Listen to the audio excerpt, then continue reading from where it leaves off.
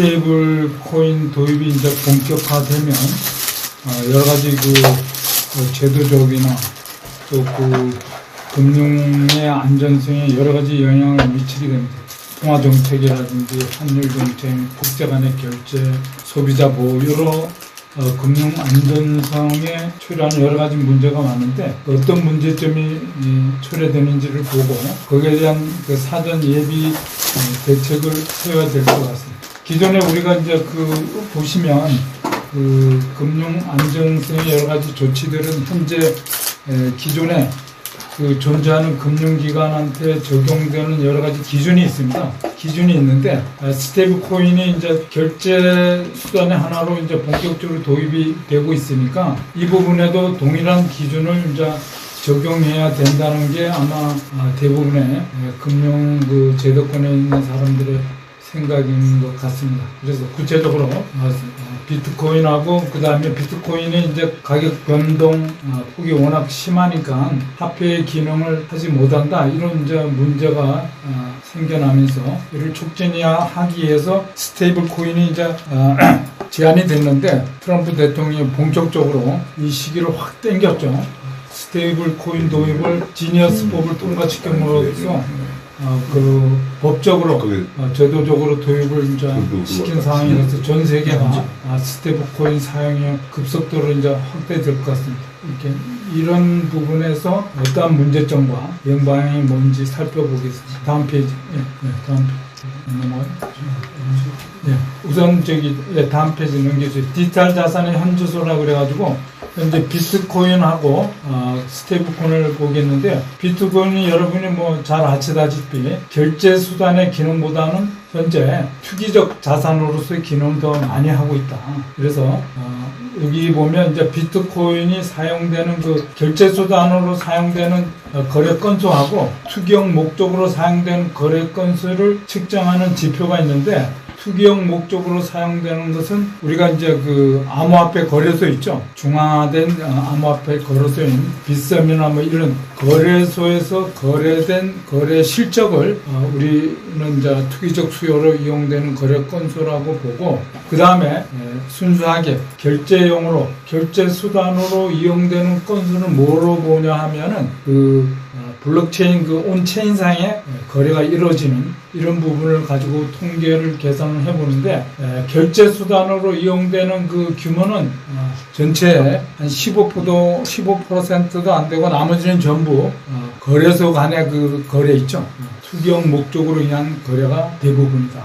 그래서 도저히 이제 비트코인이 결제 수단을 하기 어렵고 가치 저장 수단, 투기 수단, 투자 수단으로 이용돼서 이에 대한 대안으로 이제 스테이블 코인이 본격적으로 도입이 되게 됩니다. 다음으로 넘어가죠.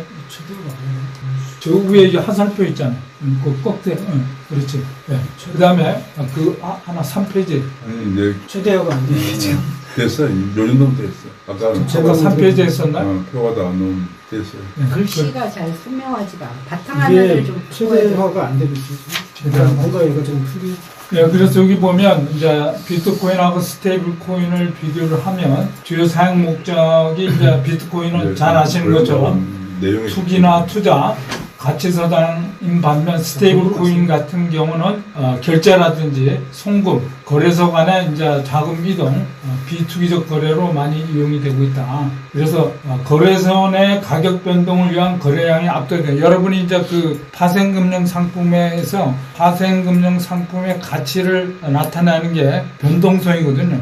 만기가 길고 변동성이 크면 클수록 옵션의 가치가 굉장히 높아집니다. 마찬가지로 비트코인의 가격 변동이 굉장히 심한데 그 부분 때문에 오히려 거래가 확대되고 거기서 투기적 이익을 노리기 위해서 투자가 많이 일어나고 있습니다. 스테이블 코인 같은 경우는 이제 일종 결제 목적의 활용이 이제 가파르게 증가하고 있고요. 주로 페이팔이나 비자의 결제량 이상으로 이제 스테이블 코인의 결제용 사용액이 늘어나고 있습니다. 밑에는 그 다음에 스테이블 코인이 이제 본격적으로 맨 마지막에 오른쪽에 보면 스테이블 코인의 가치는 안정적인데 문제는 스테이블 코인을 발행하는 기업에 준비 자산을 보유하고 한다 그러는데 발행자가 준비 자산을 잘 관리하고 있는지 준비자산의 가치는 잘 유지되고 있는지, 그 다음에 이로 인해서 우리가 코인런 이런 발생하는 등 리스크가 발생할 개연성이 높은데, 이런 부분에 대해서 어떻게 우리가 관리할 것이냐가 이제 중요한 관건인데, 그래서 제일 중요한 게 발행자의 자격을 어느 정도로 제한할 것이냐. 우리 과거 역사를 보면 은행으로 할 때도 우리가 프리뱅킹 제도에서 그 발행 은행들의 준비자산이 부족하고 준비자산의 가치가 부실해서 뱅크런이 발생이 됐는데, 우리가 그 스테이블 코인의 발행자를 은행 외에 비은행 또 일반 기업까지 확대할 때 나타날 수 있는 발행자의 문제, 이 부분을 어떻게 우리가 어느 선까지 또 안정화 조치를 취할 것이냐가 중요한 문제가 되겠습니다. 다음 넘어가주세요. 금융 안정성이라는 것은 무슨 말이냐면, 우리가 이제 금융 시스템 내에는 금융 회사가 존재하죠. 금융 시장이 존재합니다. 금융 상품도 있고 또 금융 제도가 있습니다. 이 부분의 금융 시스템이 정상적으로 원활하게 작동되도록 해야 됩니다. 그렇게 하려면 우리가 금융기관, 참여하는 금융기관이 건전성을 유지해야 됩니다. 건전성이라는 게 자기 자본의 건전성이 충실해서 이 부분이 일시적인 손실이 나더라도 자기 자본을 충실히 커버해서 고잉 컨선, 계속 기업으로서 금융시장 내에 계속 존재해야 금융 시스템이 안정적으로 돌아간다. 그걸 어떻게 해서 안정적으로 유지시킬 거냐. 그래서 우리가 생각하는 게 적정 수준의 자본금을 보유하게 하고 자기 자본 비율을 일정 수준 높은 기간에 한해서 인가를 내주는, 그래서 혹시 이런 그거 부분을 관련해가지고 나중에 좀 생각해봐요. 지금 이제 은행도 100% 다 보유하고 있지 않잖아요. 근데 이걸 지금 스테이블 코인을 발행하는 데는 이제 중고자산을 100% 보유하게 한단 말이에요. 근데 꼭 그렇게 해야 되는 거야. 그걸 좀 생각을 해봐요. 그러니까 한국은행이 보장을 안 해줘서 그런 거잖아요. 그래서 아니 100% 보장을 그러니까 한국은행이 지분금이 부족한 거를 보증을 해줬는데, 만약에 5군데 정도가 예금 발행한다고 생각합시다. 뭐 예를 들어서 PB금융, 그다음에 지금 또 신한금융, 그다음에 또 네이버, 카카오 뭐 어디 또 한 군데 5군데가 발행한다면 5군데가 그걸 전부 다 발행하는 금액만큼 중고자산을 갖고 있어야 되느냐, 아니면은 지금 금융계도 좀 적정한 수준만 갖고 있으면 되느냐. 그게 이제 나라마다 좀 틀린데, 미국 지니어스법에서는 거의 다 100% 갖게 국채 근데 내지. 실제로 지금 어떻게 하냐면 단기 USDT는 유동성 본사가 자산이. 엘살바도르에 있어요. 그리고 감독이 안 되기 때문에 엘살바도르가 있는 USDT의 그 테더 본사가 100% 갖고 있지 않다는 문제가 진짜 있거든. 그래서 여기 보면 개별 금융기관이 이제 건전성이 나빠지게 되면 전체 시스템이 이제 금융이라는 게 바로 전이가 되니까 금융 시스템 자체가 마비되게 됩니다. 그래서 개별 금융기관의 건전성 유지하는 게 굉장히 중요하다. 아까 말씀하신 것처럼 한국은행에서 발행하는 법화 한 가지를 쓰면 한국은행에서 뭐 정부에서 100% 보장을 하니까 캔것만 들고 있으면 바로 반환을 해주는데, 각 서로 다른 기업이 발행한 스테이블 코인을 가지고 있으면 달러랑 뭐 1대1로 해준다고 하더라도 과연 그 보유하고 있는 자산이 발행회사 금고에 제대로 있느냐, 이 문제가 있고, 그 다음에 발행회사가 신한은행에 내가 돈을 맡겼다, 예금을 했는데 신한은행이 큰 대출을 해줘가지고 대기업, 제조기업한테 물렸다, 그러면 내가 돈을 또 못 받아내는 이런 문제까지가 있어요. 내가 직접 부실화된 문제도 있고, 내가 예금한 신한은행 자체가 큰 부실 기업한테 물려가지고 우리 IMF 때처럼 은행 구조조정할 때처럼 이런 문제가 생길 수가 있다는 얘기죠. 그런 부분을 우리가 금융 안전성 측면에서 잘 감독 내지 안정 장치를 마련해야 된다. 근데 회장님이 말씀하신 대로 이제 어쨌든 그런 원칙인 거고, 지금 규제를 좀 더 우리가 개선안을 만들거나 우리에 맞는 개선을 만들었는데, 미국 같은 경우는 국채를 어떻게 해서든 많이 팔아먹으려고 좀 단순무식하게 100% 중고자산을 한 것 같고요. 원래 목적은 이제 안정이니까 예금자 보호법처럼 비슷한 민간보험으로 정부가 어떤 수준을 만족하는 그런 이제 보험으로 보충을 하든지, 아니면 한국은행이 기존은행 지원하는 것처럼 여기 스테이블코인도 지원을 해주게 된다면, 그게 이제 나중에 나옵니다. 우리 네. 건의사항에 나오니까 네. 조금 참으셨다가 네. 질문은 우리 일단 프레젠테이션이 끝나고 나서 자유롭게 토의와 질의를 통해서. 그 내용 없었던 것 같아요. 제가 봤거든요, 자료 다. 꼼꼼하게 보면 있어요. 꼼꼼하게 보시면. 꼼꼼하게 보고. 보겠습니다.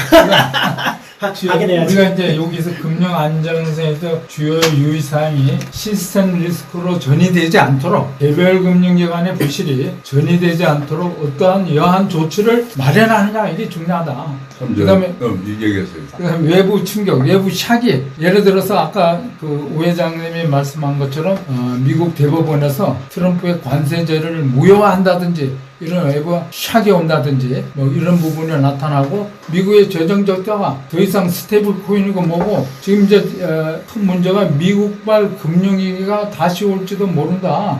왜냐하면 이 스테이블 코인으로 이게 금융이 굉장히 완화돼가지고 늘어날 경우 이 부분이 이제 결국 부실한 기업한테도 지원이 될 텐데 이런 부분이 드러나지 않게 될 때 나중에 이제 부실이 생기면서 연체가 미국에서 지금 은행 연체율이 1920년대 이후 최고로 높은 수치를 기록하고 있다 그래. 그리고 미국의 경제 주체들 물가가 올라가니까 월급쟁이들이 월급 별로 안 오는데 계속 카드를 끊어가지고 지금 카드를 안 받아요. 기업들 부채 비율이 웬만한 기업 평균이 다 부채 비율이 300%를 넘는다는 정부는 정부대로 200몇 조 넘는 재정 적자를 기록한 경제의 각 주체들이 전부 이런 과잉 부채로 살아가고 있는데 이게 이제 지속될 수가 없다. 스테이너블 할 수 없는 그런 상황이 발생하면서 재정 적자도 어렵고 그 관련해 무역 적자도 나오고 관련해 아까 얘기한 거 그래서? 프리뱅킹 얘기했잖아.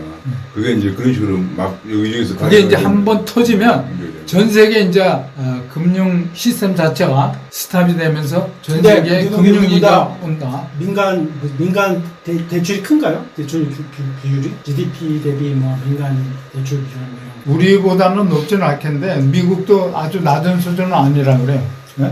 미국도. 자, 그 다음에 이제 스테이블 코인 도입이 본격화될 때 발생할 수 있는 핵심 리스크 유형으로는 신용 리스크와 자산 리스크인데 신용이라는 건 뭐죠? 내가 준비 자산의 질적 양적이 발행액과 1대1로 대응해서 갚아준다 그러는데 이게 이제 맞지 않을 경우 우리가 발생되는 그 리스크를 말하는 거죠. 그 다음에 우리가 안전자산에 투자했다 그러는데 안전자산이 부족하다. 아까 말한 것처럼 그나마 미국은 뭐 거의 100%를 국채, 만기 93일 이내의 단기 국채와 은행 예금 뭐 그다음에 RP 같은 데 하도록 돼 있는데 아까 얘기한 은행 같은 경우는 지준율이 한 10% 이내란 말이에요. 그리고 나머지 90%는 또 이걸 재발행해서 통화를 창출할 수 있는데 그래서 미국 이론에서는 중앙은행이 본원통화를 발행하고 본원통화가 예금을 받아들인 예금은행이 지준율만 홀딩하고 있으면 되고 나머지는 또 대출을 운용할 수 있거든요. 이래가지고 늘리면서 하는 게 제2의 중앙은행을 우리가 상업은행을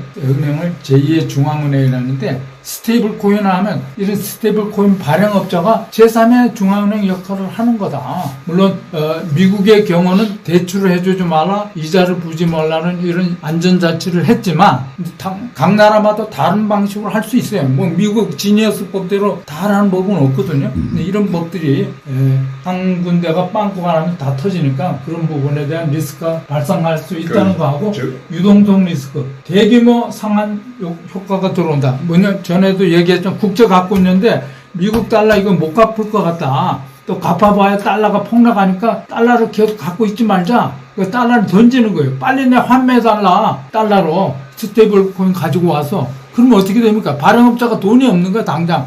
이걸 유동화해야 되는데 국채 73% 투자를 했다 비중을. 근데 국채가 현금화 되려면 시간이 걸리잖아요. 그럼 빨리 팔기 위해서 투매를 하는 거예요. 가격이 떨어지면서 이와 같이 유동성 리스크가 발생이 된다. 그 다음에 시스템 리스크는 아까처럼 전이돼가지고 주요 결제망이 마비되면 미국뿐만 아니라 전 세계가 마비되는 이런 사태가 발생하지 않도록 철저하게 우리가 발행업자에 대해서 철저히 우리가 인가할 때 신중을 기해도 적어도 부족함이 없다. 이게 이제 가장 중요한 사항입니다. 결제가 신뢰가 떨어져서 결제가 안 되는 상황을 말하는 거예요. 시스템 리스크는. 그래서 시스템은 이제 요약하기 여기 보면 이같이 부실화됐는데도 불구하고 대마불사 너무 큰 발행업자라서 얘를 빵꾸 내면 안 되기 때문에 중앙은행이 얘네들도 도와줘라 이런 가능성이 있을 수 있다는 거예요. 무관이에요. 요와 관련해가지고 중요한 역사적 교훈이 있어요. 그게 아까 얘기한 자유은행 제도인데, 영란은행이 영국의 중앙은행을 차리 직전에 한 100년 정도 자유은행 제도가 있었어요. 각 은행이 다 돈을 발행한 거예요. 지금 이 스테이블코인이 유사한 거예요. 그래서 했더니 서로 이제 발행하는데, 많은 사람들이 이제 자기 은행에서 발행한 돈을 쓰게 하기 위해서 낮은 금리를 빌려주고 막 그럴 거 아니야. 그래서 결과적으로 이제, 실효력이 없는 은행은 부도나고 하면서 지역사회에 큰 혼란을 가져온 거예요. 그래가지고 그러니까 우리가 역사를 그 알고 결과 남은 게 영란은행이에요. 영란은행 그래서 민간은행 전 세계 중앙은행의 민간은행이 영란은행 이유가 그거고, 지금도 스코틀랜드 중앙은행이 그 로얄 뱅크 오브 스코틀랜드라는 데는 아직도 돈을 발행해요. 그거는 그때 그 자유은행 제도 때 살아남은 게 그러니까 뱅크 오브 잉글랜드하고 로얄 뱅크 오브 스코틀랜드 두 군데인데, 그래서 이제 영란은행이 살아남은 건데, 우리가 이번에는 그런 혼란을 겪어서는 안 된다. 혼란을 그렇죠. 겪고 안 된다. 그러려면 뭘 해야 되느냐. 그걸 이제 뭔가 생각해가지고. 참고로 얘기하면 그 책은, 그리고 그에 관한 역사는 Evolution of Central Banking이라고 하는 그 영국의 찰스 구다트가 쓴 책인데, 우리나라 번역본이 나와 있어요. 거기에 그 자유은행의 합기금에도 얼마나 많은 혼란이 왔나, 그리고 결국은 이제 중앙은행 뱅크 오브 잉글랜드가 남았다. 이건데, 그럼 우리도 이제 스테이블코인을 발행하는데 몇 군데 만약에 뭐 신한은행, KB금융 또 어디 뭐 네이버 몇 군데 한 100군데 했다 그래봐. 대혼란이 올 거예요. 그래서 진짜 이런 역사에서 교훈을 얻어야 되는데, 그렇지, 그 얘기를 좀 사람들이 그냥 또 이공계 사람들이 들어가서 막 이런 부분을 무시하고, 내가 그래서 마지막에 큰 혼란을 나중에 초래할 수가 있다는 얘기죠. 박선준 교수를 한국의 대형방에 안 넣으려고 하는 그거였거든요. 그건 전혀 몰라. 그래서 노 교수님이 이제 공부를 많이 했으니까 그거 찰스 구다트 자유은행 제도의 그 문제점, 역사적인 과정을 얘기하면서 이것도 우리도 너무 많이 했을 경우에 꼭 그때와 같은 혼란이 올 수 있기 때문에 우리가 적절한 기준을 가지고 해야 한다는 그게 몇 년 지속됐나요? 민간화폐가 정리되는 데까지 시작된. 영란은행이 1800몇 년도에 산생했으니까 그전에는 영란은행도 자유은행 중에 하나였어. 하나였는데 그거 궁금하면은 지금 당장 서점에 가서 중앙은행 추가라는 차를 몇 년 만에 정리가 됐을 나도 워낙 혼란이 오랫동안 간 건지. 다음 페이지로. 옛날에 읽었는데 워낙 오래돼가지고. 네, 다음 페이지. 이게 유동성 리스크 좀 헷갈리는데. 그런 얘기를 무교수랑 더 해주면은 굉장히 이거를 유동성 리스크는. 근데 아니 잠깐만 헷갈리는 게 제가 유동성 리스크랑 그다음에 디지털 론 때문에 준비자산 매각에 따른 시장 충격이랑 두 개가 관련은 깊지만 상환 불능이 발생하죠. 효과는 좀 다른 거잖아요, 그죠? 상환 불능인 거랑 시장 충격을 주는 거랑은 두 상환 개는 불능이면 별개잖아요. 효과는 별개잖아요. A은행이 B은행한테 결제를 해서 결제를 상계시켜야 되는데 내가 결제를 못하는 거야. 그러니까 결제망 전체가 마비되니까 금융 시스템이 발단은 한 개 은행의 유동성 리스크에도 발단했지만 결제망 자체가 마비되는 이런 시스템이 올스탑. 그러니까 이제 어쨌든 결제망이 마비돼서 유동성 리스크가 생겨가지고 준비자산 매각에 따른 또 이제 채권 가격 하락하든지 뭐 시장 충격도 생기고 결제망 마비도 생기고 이렇게 되는 거 아니에요? 연결이 되는 거예요. 원인은 일단 유동성 리스크를 시작해서. 아니 시작은 이제 아까 얘기한 거 신용 리스크가 영국 이거 보면 그렇지, 신용 처음에 동네마다 이렇게 몇십 개가 있었단 말이야. 이따가 다 자기 은행을 오래 가져가지고 유리한 조건 고객한테 제시했는데 유리한 조건 제시한 한수록 남는 게 없잖아. 그 점점 부도나 하면서 엄청난 금융 혼란이 왔다가 결국은 마지막에 신용에 있는 뱅크 오브 잉글랜드가. 그래서 지니어스 액트가 그래서 이번에도 지금 못하게 그런 하는 일이 생길 거예요. 이유가 있네요. 그게 대출도 못하게 하고 담보도 못 찾고. 다음 페이지. 네, 그래서 그중요하다니까. 비즈니스를 잘 보고.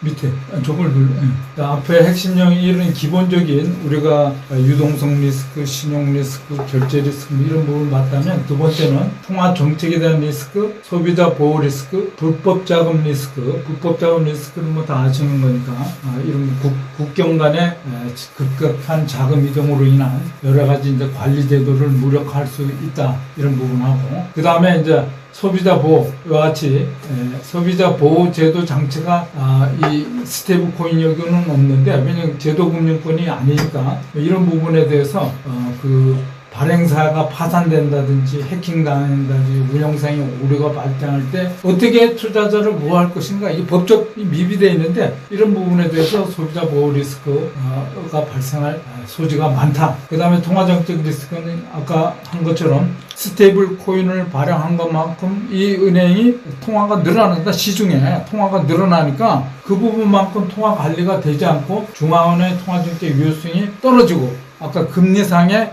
적정금리 수준 자체가 적어지는 거죠. 그래서 그런 부분에 통화정책 리스크 이 부분을 우리가 보완하기 위해서 어떤 조치를 강구해야 될 것인가 이 부분을 다음에 또 보겠습니다. 다음. 근데 이것도 저쪽을 그거는 또 통화정책 파트에서 누가 얘도 탈중앙 금융으로 막 이자를 대출을 해주게 되면 신용이 창출되는 해서 통화량이 더 늘어나는 효과도 생기지 근데 않아요? 이번에 이제 단순 발행한 것뿐만 아니라 지난번에 그 연준 이사 신용 미란이라는 청구는 사람이 발표를 하고 스피치를 하고 그다음에 그 스피치한 배경이 MBR 페이퍼였거든. MBR 페이퍼인데 무슨 대학 교수하고 MBR 미국 연준의 박사가 같이 공유한 건데 결국은 미국에서 어떻게 실정부수했는지 그걸 좀 자세히 봐야 되는데 스테이블코인을 발행하면 중립금리가 0.4%포인트 정도 떨어진다고 그랬어. 그러면은 지금 적정금리, 기준금리를 지금대로 하면 안 된다는 얘기예요. 0.4% 낮게 된다는 얘기인데 스테이블코인 여기 보면 스테이블코인 발행량을 제한을 하자. 그다음에 외화 표시 스테이블코인도 제한을 하자. 어느 정도 스테이블코인을 양을 허용할 건가에 따라서 금리 자체가 달라질 텐데 그 사람이 말하는 0.4는 어디서 튀어나온 숫자인지 난 모르겠다. 그걸 실정분석을 해야 되고 우리나라도 네, 그런 실정분석이 필요한 상황이에요. 그래서 이런 문제점을 사전에 예방하기 위해서 다른 나라에서는 여러 가지 예방 조치를 강구했습니다. 법상에. 그 유럽의 경우는 이제 미카 같은 경우는 발행 주체를 은행 또는 전자화폐 그 기관에 대해서만 인가를 하고 있고요. 일본의 경우는 인가받은 은행이나 자금 이체업자, 신탁 회사에 대해서만 하도록 하고 있습니다. 우리처럼 뭐 이런 거는 좀 안 하는 것 좀더 같아요. 업데이트해요. 일본에서 이번에 몇 개 은행에 대해서 허락을 했을 거예요. 아마 여기 은행 있잖아요. 인가받은 은행. 3대 미주원과 뭐 3대 은행에 대해서 허락. 미국은 지니어스법에서 예금 기관, 은행 또는 연준 승인 자회사의 경우만 발행을 하도록 허용을 하고 있습니다. 자회사라는 게 은행의 자회사인 거예요? 은행의 자회사라고 봐야죠. 그러면 은행만 허용한다는 거네. 결국은요. 그죠? 은행 자회사니까. 이제 은행이 이제 그렇죠. 네. 은행이 근데 이제 사기업이 가지고 있는 은행도 있잖아. 지분율이. 우리는 아예 소유 자체도 뭐 4%, 10% 제한이 돼 있지만 얘네들은 이제 지분 소유가 어쨌든 자회사는 건 은행이 지배하는 회사인 거 아니에요? 그러니까 그렇죠. 은행이라고 봐야죠, 어쨌든. 그렇죠. 그 미국의 은행 제도가 다양해가지고 연준이 승인하는 은행이 있고 연준이 승인 안 해도 하는 은행이 두 가지가 있어요. 크게는. 연준이 승인 안 하는. 연준은 이제 중앙이라고 보면 중앙에서 승인한 자회사. 할 수 있는 게 다른 로컬에서 할 수 다르겠죠, 있는 당연히. 로컬은 조금 낮게 보는 거지.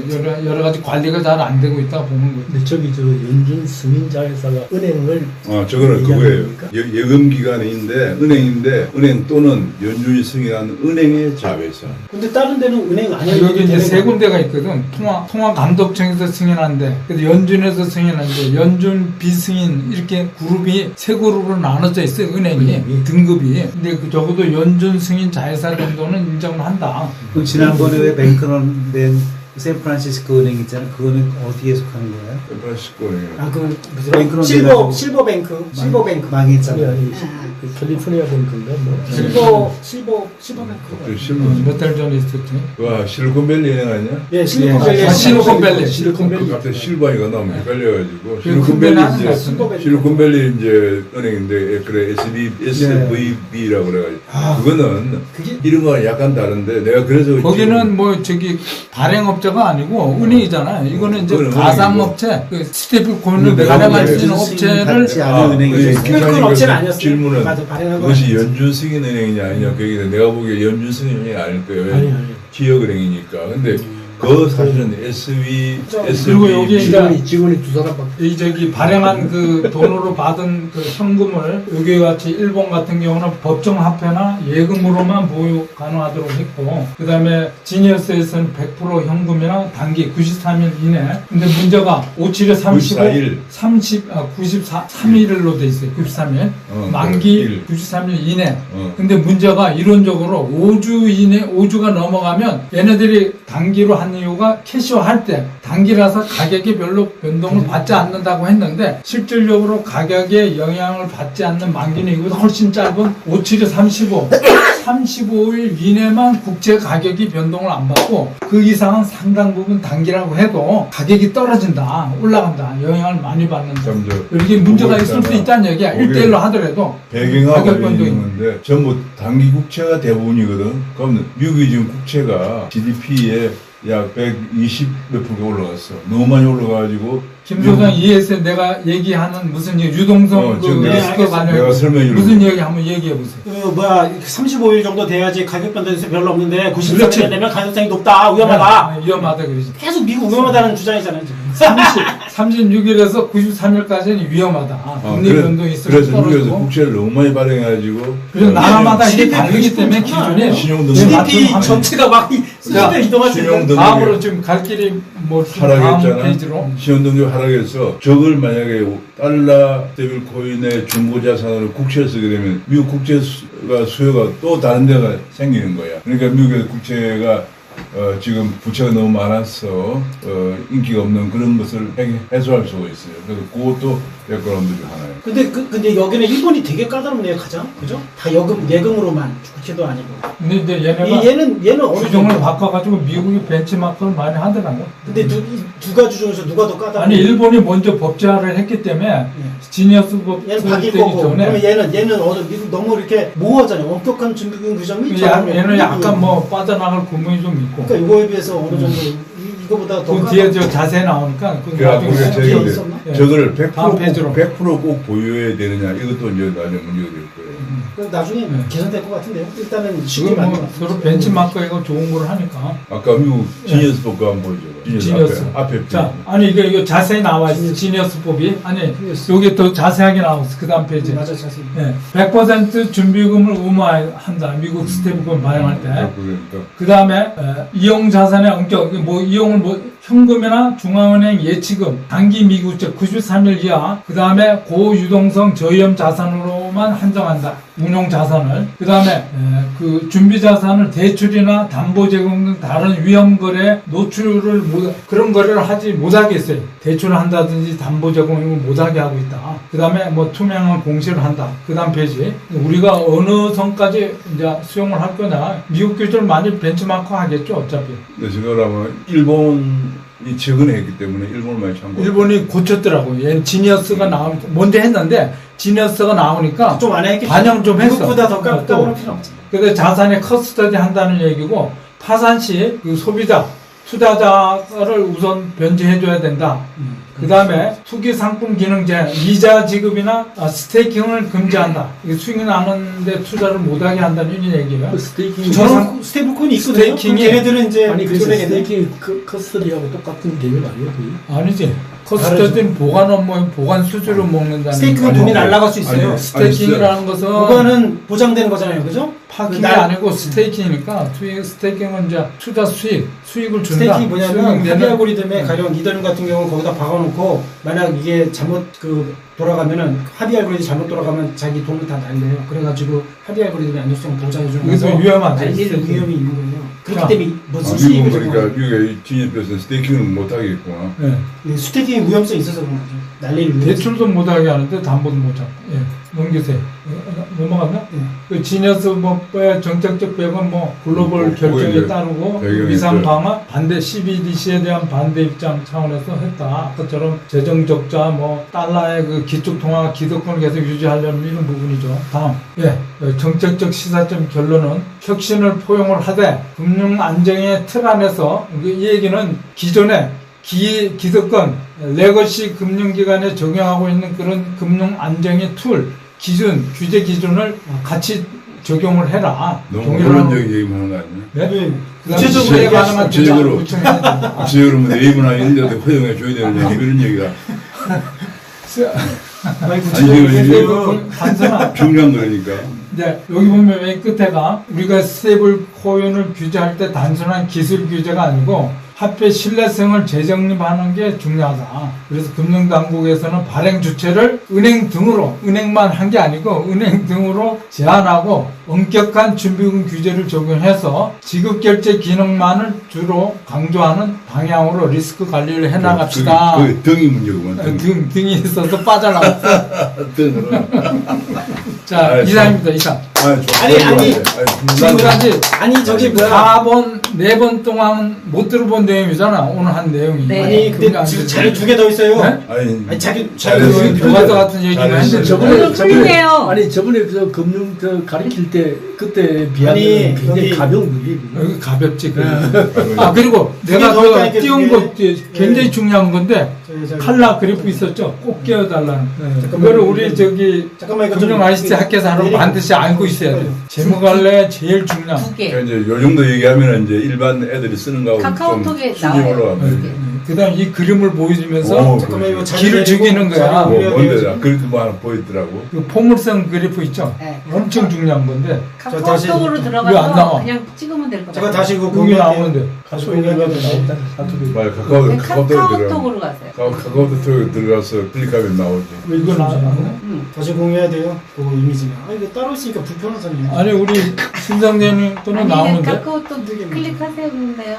2개. 아, 이거는 저, 카톡 내 폰에서 그 보내준 걸 가지고 녹화를 따로 하는 거예요. 지금. 이건 뭐? 요거는 네. 지금 구글 미트에서 해야 되니까 올라가야 돼요. 이건 좀 그냥 카톡을 열어가지고 하시면 안 돼? 카톡 열면 나와. 아, 그래도 돼요. 이 카톡을 열어 바로. 그래도 돼요. 그래도 지금 돼요. 카톡을 열은 거예요. 그래서 이미지를 띄운 거예요. 그 이미지를 보여야지 카톡을 보면 안 되잖아요. 이미지가 보면. 아, 다시 지워서 아니, 카톡에서 이미지가 다시 나오니까. 지워서 새롭게 카카오톡을 아, 들어가세요. 그래. 우리 거. 이거는 내려야 돼.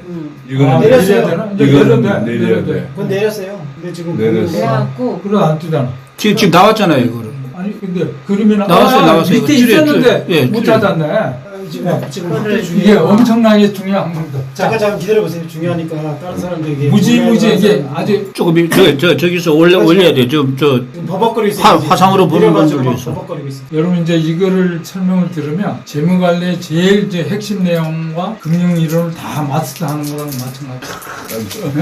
정말요? 진짜 그러면 어디 가서도 자신 자세히 있게 설명해 주세요. 사실 자 우리가 이제 BIS 자기자본 기율 기준을 많이 하는데 요새는 이런 얘기를 많이 해. 이제 옛날에처럼 뭐 유동성 비율, 자기자본 비율, 뭐 고정자산 비율 이런 시대는 지나갔다. 요새는 어떻게 되냐면 BIS 자기자본 비율 비율을 하나로 천하 통일이 이루어진 이런 얘기를 많이 해요. BIS 기준 자기자본 비율. 왜? 그게 무슨 말이냐? 우리가 기업을 하다 보면 손실이 발생해요. 예상 화면고유가 지연되고 대출 있으니까 저 충당금을 계속 쌓아가지고 보여드릴게요. 예상 손실이 발생하는데 그런 이제 3, 4% 내지 예상 손실은 우리가 손익계산서에 감가상각 충당금, 대손 충당금 뭐 이런 거를 카톡에도 그 이미지가 올라가 있거든요. 카톡 이미지 보면서 보세요. 그 부분을 정립을 합니다. 우리 목적은 뭐예요? 금융 안전성이 뭐예요? 개별 기업의 고잉 컨선, 계속 기업으로 지속 가능성 영업을 할 수 있도록 해야 금융 안전성이 유지되거든요. 하나라도 망하면 큰일 나는 거야. 결제망이 마비되니까. 그러려면 어떻게 해야 되느냐? 개별 금융기관이 unexpected, 예상치 못한 대규모 손실이 발생할 때도 있고 우리가 늘 매년 발생하는 평균적인 손실이 있다. 평균적인 손실은 손익계산서에 매년 우리가 기재를 합니다. 대손 충당금 적립해가지고 2, 3% 이 손실은 지금 금융 손실을 말하는 거예요. 금융 손실이죠. 금융 손실만 말하는 거죠? 그렇죠. 그 금융 손실이 대부분이라고 치면, 그럼 그 부분은 손익계산서에 대손 충당금으로 적립이 돼요. 그럼 끝나. 매년 손익계산서에 반영이 됐으니까. 근데 예상치 못한 큰 손실, 이 부분을 unexpected extremely loss라고 그래요. 기대하지 못했던 예상치 못한 엄청난 손실. 그게 포물선의 끝단이죠. 롱테일이라고 하는데 이 부분을 넘어올 정도로 많이 발생했다. 그럼 이렇게 발생했음에도 불구하고 이 은행이 계속 기업을 문을 닫지 않고 유지하려면 어떻게 되냐? 충분한 자기 자본을 보유하고 있어야 된다. 그래서 자기 자본 비율 규제가 여기서 들어가요. 그래서 충분한 자기 자본 비율을 보유해서 예상치 못한 소식, 대우 사태처럼 엄청난 게 터졌다. 그런데도 불구하고 충청은행이나 이런 데가 문을 닫지 않고 계속 유지하려면 자기 자본이 플러스가 돼야 된다. 근데 좀 이상한데요? 그 금융투자도 모든 사업은 일단 예상 그러니까 리스크와 그러니까 수익과 손실을 해서 평균은 어쨌든 플러스가 된단 말이죠. 대부분의 경우. 요거 근데 위에 다른 여기서는 그래프를 한번 손실을 올려봐요. 봤을 경우만 조건부의 어떤 예상 아니, 손실인 건지. 이 본거는 우리가 신경 쓸 필요 없지. 공인컨센에 전혀 문제가 없잖아요. 그러니까 보통은 예상 대칭이 일어나지. 순이익이 플러스란 말이죠. 손실까지 포함해서 예상 손실은 플러스란 말이죠. 대개의 경우. 그죠? 그런데 여기서 말하는 이제 평균이라는 거는 손실을 봤을 경우 조건부로 그랬을 경우 그 확률, 평균, 기대치 이렇게 되는 건가요? 아니 이제 이게 있으면 매년 손실 날 때 이익 날 때 막 왔다 갔다 출렁거리잖아요. 네? 그 기대이익은 보통 플러스죠. 기대이익은 그러니까 출렁거릴 기대 때 손익은 기대 손익이 아니지. 우리가 대출을 500억 하면 그 중에 2, 3%는 손실이 발생해. 부도나는 기업이 발생하거든. 그렇죠. 그 부분을 회계학을 공부를 하면서 그래. 에이, 손실 부분이 있지만 예선 이익이 보니까 충당금 은행들이 정리- 하는 거 아니에요. 들어봐. 비용 항목이 수십 가지가 돼요. 그 중에 하나가 대선 충당금 적립액이야. 대출 손실 같은 거. 그 부분을 적립을 해요. 비용 항목 중에 하나로. 아, 그럼 부실 계정을 분류해가지고 그걸 비용 계정으로 하겠네요. 그죠? 그렇지. 부실 계정만, 부실 대출만. 그리 평균적으로. 그러니까 분리를 계산해요. 해야 된단 말이죠. 그래서 그거는 이제 요 정도 적립하면 고인 컨설한테 전혀 문제 없고 금융 안전성을 유지하는데 전혀 애로사항이 없다. 그렇지만 대우 사태처럼 예상치 못한 unexpected extreme 로스가 발생한다. 예상치 못한 엄청난 손실이 발생할 때도 고인 컨설을 유지하기 위해서는 충분한 자기 자본을 보유하고 있어서 버티면 문을 안 닫을 수가 있고 영업을 계속할 수 있다는 거예요. 그래서 이게 자기 자본 비율 규제의 큰 원칙이고 인가할 때 그래서 중요하고 인가도 우리가 6개월 내지 2년마다 계속 재인가를 하잖아요. 얘네들 그동안 영업 잘 했느냐? 잘 유지했나? 여기 또 하나 나올 텐데 표가. 그래서 뭐 예상 손실과 예상액 둘 다 관리해야 된다는 거예요? 확률은 희박하지만 큰 예상의 손실과 예상 손실 둘 다 그렇죠. 관리해야 된다는 거예요? 그러니까 이거는 예상의 손실을 뭐라 그랬어요? 충분한 자기 자본을 보유하는 거로 통제를 하고 이거는 손익계산서에 반영이 돼 있으니까 예상의 큰 손실인데 자기 자본을 어떻게 해결해요? 보험으로 해결해야지. 그렇잖아요. 그런 거를 우리가 우리 보유하는 회장님 여기 그래서 이제 본래는 쉬운 얘기를 좀 해주세요. 좀 쉬운 얘기하면 너무 얘기가 어렵잖아. 예상외 손실이라고 그래서 여기 있다. 자본으로 준다기 어려운 그딴 손실은 자본 및 보험으로 준다. 제 말이 맞네. 자본 근데 및 보험. 이게 또 세 가지나 되네. 헷갈리네. 좀 위치가 다르죠. 넘어간 거지. 그걸 갖다가 이제 그 BIS에서는 미래지향적이라고 그래. 미래지향적인 예상치 못한 소리지. unexpected. 아, 엄청 큰 게 이거구나. 세 단계로 쳐주고 그래서 자본 및 보험. 그게 굉장히 어려운 건데 미래지향적인 자기자본 비율을 계산해서 그만큼 가져야 한다거든. 근데 미래지향적이라는 건 만약 아까 대우 같으면 대환 돈을 빌려줬어. 금융 어느 은행에. 그런데 그 은행에서 대환 빌려준 돈이 미래의 대우 회사의 전망을 생각할 때 손실이 날 것인가 안 날 것인가를 반영을 해서 자기자본 비율 8% 가져간다. 그러니까 그렇죠.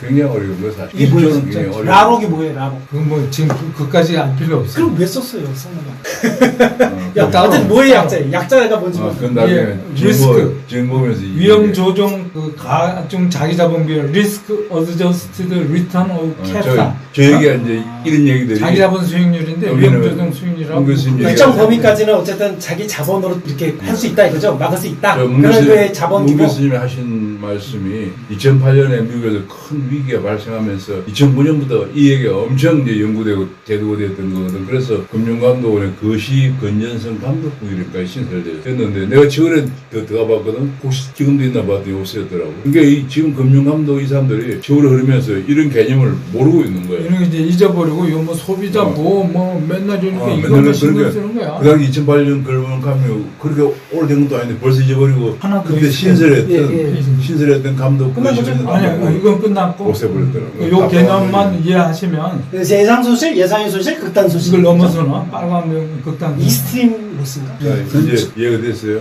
교수님, 그럼 정부 조직법을 바꾼 거예요? 아니, 근데 그거는 이제 금융감독은 내 국시설이니까 정부 조직까지 갈 거는 뭐 이거 금융감독은 이거 정부의 금융위원회 산하의 공공기관이에요. 우리가 이제 크게 리스크를 난 그게 깜짝 놀랐어. 그만큼 그 위에 지금 최근에 이걸로 이제 금융감독 의장들이 그 개념이 마지막 제가 말씀을 마치겠는데 우리가 이제 금융 리스크는 그게 재무적 리스크와 비재무 리스크인데 이거는 측정 가능한 리스크예요. 측정 가능. 신용 리스크가 한 90% 되고 시장 리스크가 10 내지 15, 유동성 리스크가 5%, 한 2, 3% 이렇게 된다고 봐요. 운용 리스크도 한 5%, 10% 정도 되고 상만 전략 리스크 이 부분을 계량화합니다. 계량화해서 이 부분의 손실 금액이 얼마다 계량화해서 그걸 다 더해요. 리스크별로 발생될 수 있는 계량화한 손실 크기를 추정을 해서 더해서 그 분자 그다음에 분모는 자기 자본에서 내가 이 자기 자본 문윤 교수 이번에 그 그림 두개 보니 굉장히 중요한 이유가 최근에 정부에 자꾸 생산적 금융을 강요하고 있잖아. 그래도 뭐 되느냐. 그 리스크가 당연히 클 수밖에 없어. 은행은 본래 엄밀하게 신용목석을 해서 빌려줄 수 있는 범위에 빌려주는 건데 자꾸 은행 보고 압력을 가해가지고 지금 얘기가 뭐 KB금융이나 정부의 말을 잘 듣고 있는 국민은행 이런 데서는 지금 뭐 신한은행 이런 데서는 뭐 50조, 100조씩 생산적 금융을 현재 그냥 지금 시설된 기업 이런 데 돈을 대출하는 얘기인데 아주 위험한 거거든요. 그러다면 이제 리스크가 엄청나게 벤처에서 돈을 대출을 해줘요? 그걸 지금 강조하고 있잖아요. 지금 그래서 그러니까 이제 은행들은 우리가 워낙 뭐 지구에서 말을 못하고 감독 당국이 이제 이런 각종 리스크가 발생하지 않도록 여러 가지 기하고 안전장치를 강구를 할 수밖에 없다. 그럼 금융당국이 비재무 리스크까지 피낸셜이 아닌데도 그것도 관리해요?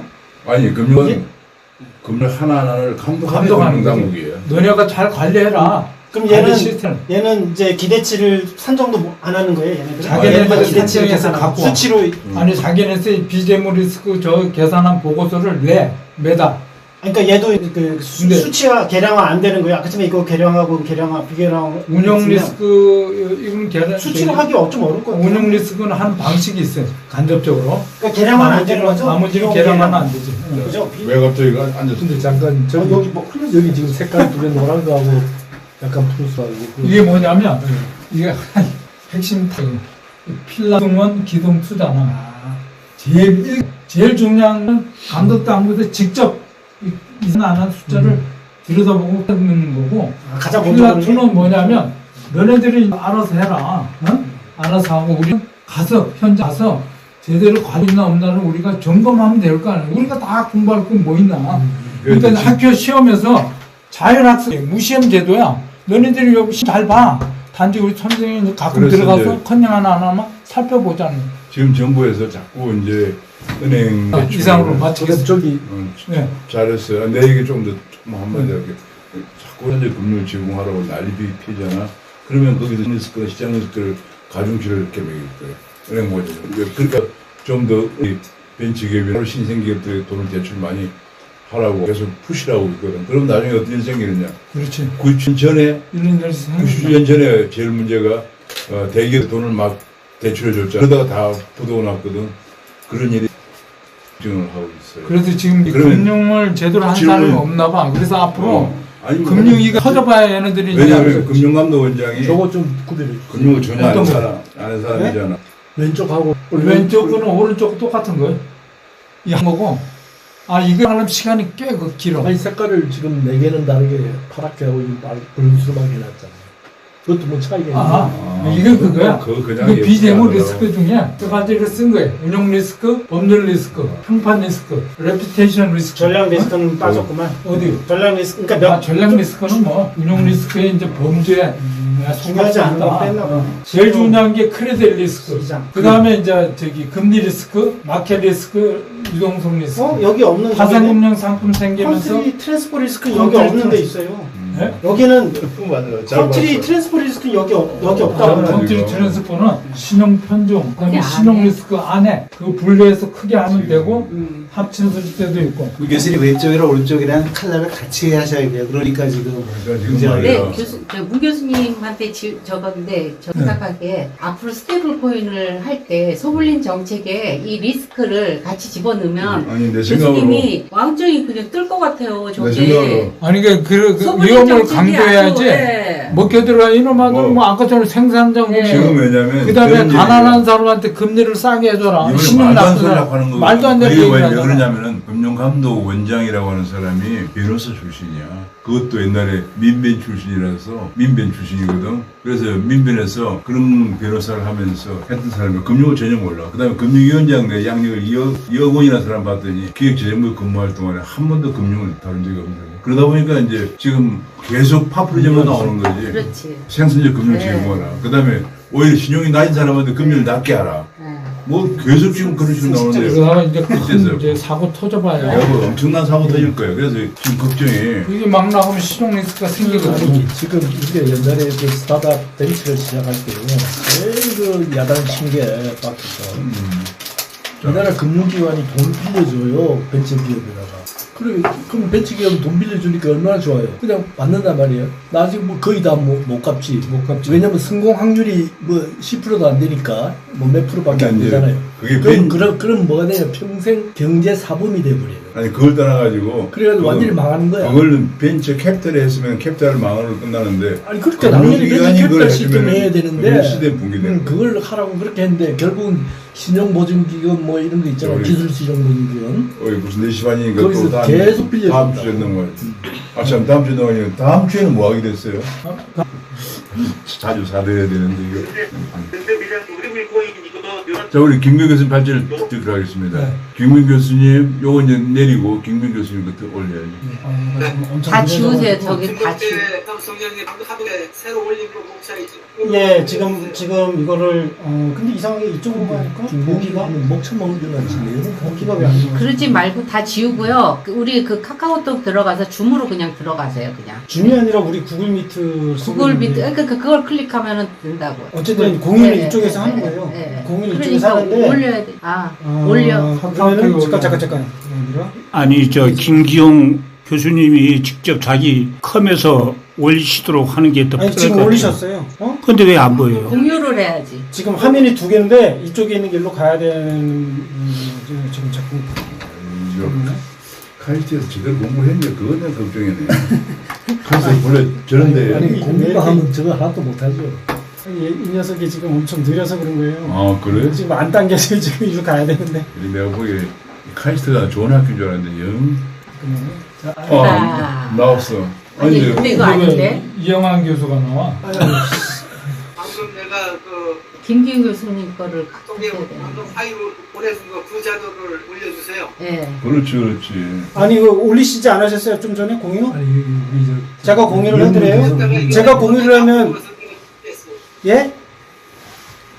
김덕태님 보고 그거- 올려달라고 하네요. 제가 올리면은 제가 얘를 넘겨드려야 되는데. 여기서 올리는데 그걸 밑에서 그 아, 그래요. 내가 공유하면 되잖아. 예예 발표하는 사람이 올리는 게 좋아요. 그래서 얘를 최대해야 되는데 올려- 보이시나요? 잠깐만요. 이게 내가 화면이 안 넘어가는데. 화면을 안 보여 안 보여. 하얀 안 보이지? 하얗게만 돼가지고. 아까쯤에 공유한 거 보이셨는데 아니 아까도 하얗게만 됐어요. 제가 화면이 안 넘어가니까 김덕태 사무총장 제가 다 넘겨드려야 되는데 알겠습니다. 제가 해드릴게요. 그러면은 이게 이 시스템이 방금 내가 버벅거려서 카톡에 올린 자료가 있거든요. 예 알고 있습니다. 역사 이런 거 좀 드시고 나중에 미역국은 적게 드시려면 미역국 한 숟가락을 먹어. 그 집이 제일 맛있게 해요. 이거 진짜 한 10분만 하면 돼. 아주 맛있어.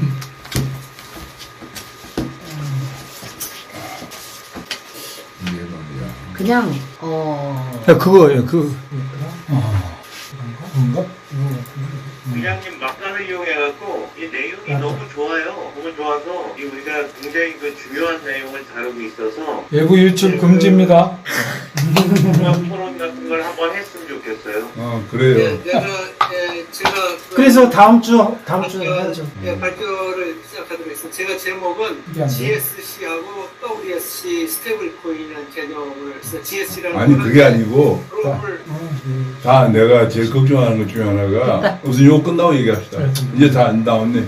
됐어. 요거 끝나고 진행 먹으면서 얘기합시다. 네. 자 됐어요.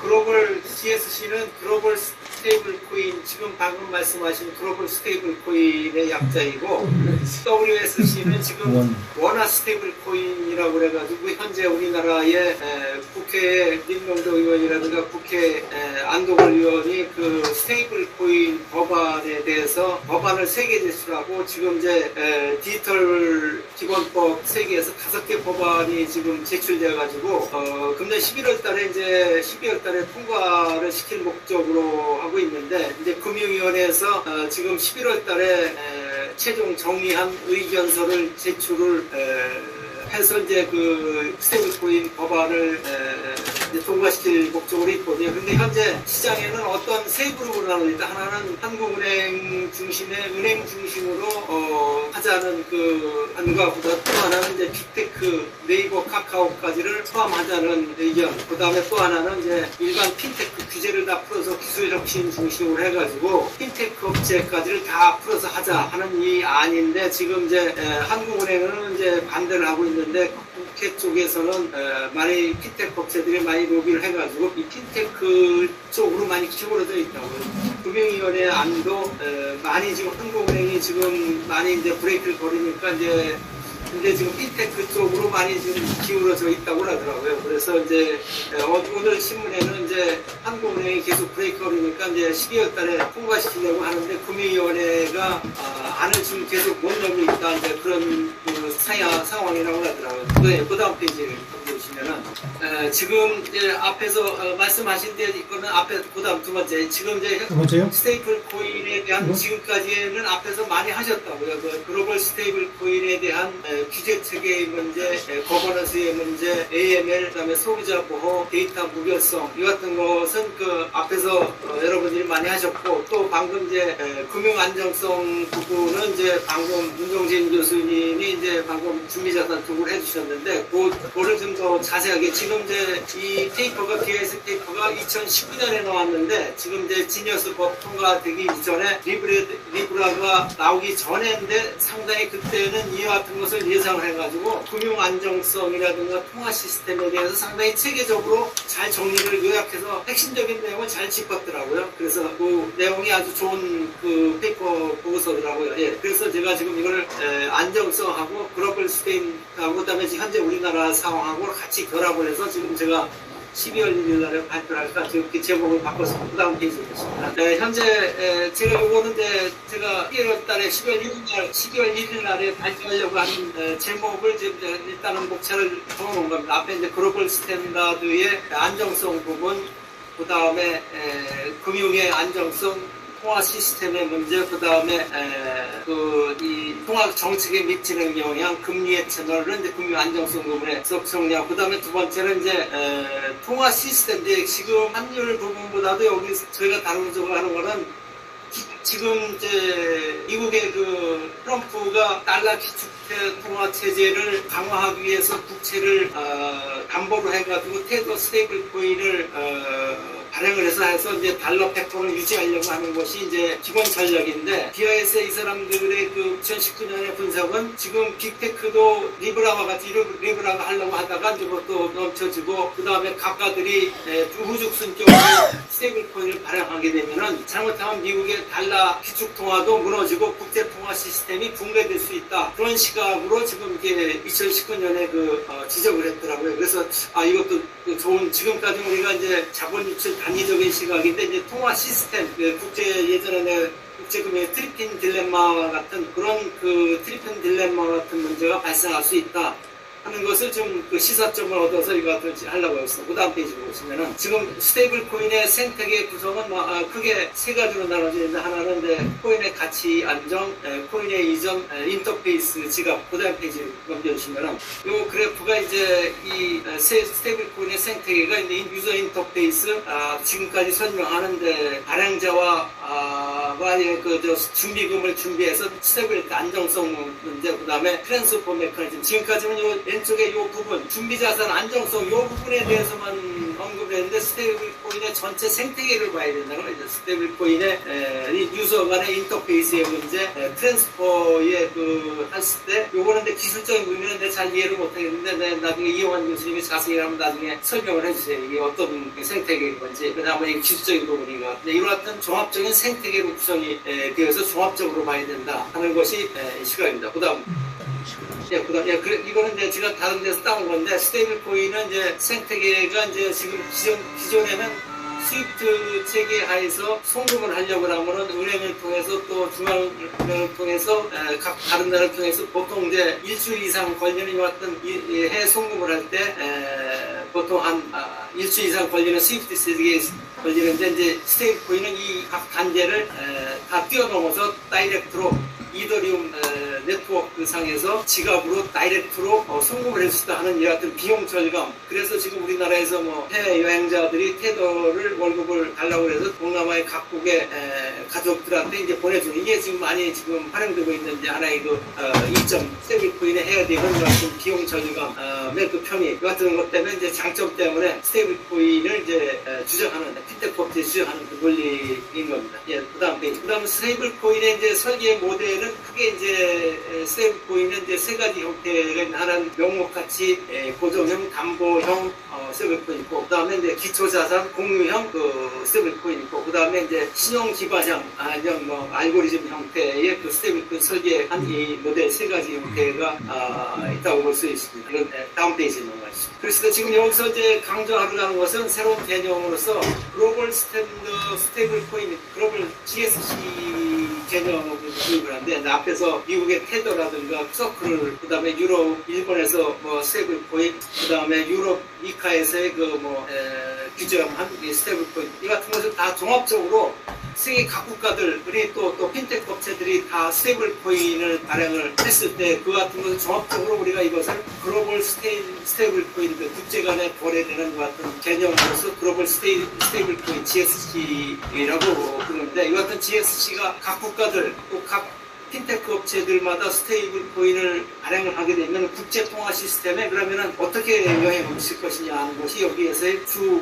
포인트입니다. 그래서 여기서 그렇게 될 때는 공정 경쟁이라든가 금융 안정이라든가 통화 정책, 공공 정책의 측면에서 상당한 문제점을 야기할 수 있다. 거버넌스 측면에서 이게 여러 각 국가들마다 스테이블 코인을 발행하면 이게 개별 거버넌스가 분산이 없기 때문에 그걸 통제할 수 있는, 지금은 각 국가들마다 통화량을 이제 각국 중앙은행이 컨트롤해서 통화량 조절하는데, 이렇게 되면은 이제 통화를 조절할 수 있는 거버넌스가 없어지기 때문에 상당히 그 통화 시스템에 이제 현재 유럽의 이제 파운드에서 달러 시스템으로 넘어간 달러 시스템 기축통화가 이제 미국이 테더나 스테이블을 재정 적자를 이제 해결해서 테더나 스테이블을 통해서 미국의 기축통화를 유지하려고 하는 트럼프의 노력이죠. 이건 단기적인 노력이고, 트럼프가 끝나고 나면 그 다음은 어떻게 될 것이냐 봤을 때는 기축통화 시스템이 붕괴될 수도 있다. 트리플 딜레마의 문제가 발생할 수도 있기 때문에, 유동성에 있기 때문에 제가 쓰신 시각은 국제통화 시스템을 좀 더 나는 한국은행이라든가 우리가 핀테크 개별 단위의 입장보다도 나는 글로벌 통화 시스템을 좀 더 나는 보는 어떤 시각이라고 볼 수 있습니다. 그 다음 페이지. 근데 스테이블 코인이 미국의 재정 적자를 해결하는 건 아니잖아요. 오히려 늘리면 늘렸죠. 왜냐면은 돈을 더 빌릴 거기 때문에 부채를 더 발행해서. 그러니까 부채는 더 늘어나는 거 아닌가요? 부채를 발행을 해서 이제 해외에 있는 자금을 미국으로 환류를 시키려고 하는 거죠. 제가 질문을 하고 넘어가면 그렇죠? 예, 지금 부채는 더 늘어나는 거 아니에요? 늘어날 가능성이 있어요. 왜냐하면 미국에서 지금 GDP의 122%까지 올라가 있는 그 국가 부채 때문에 미국 신용 등급이 하락을 했어요, 최근에.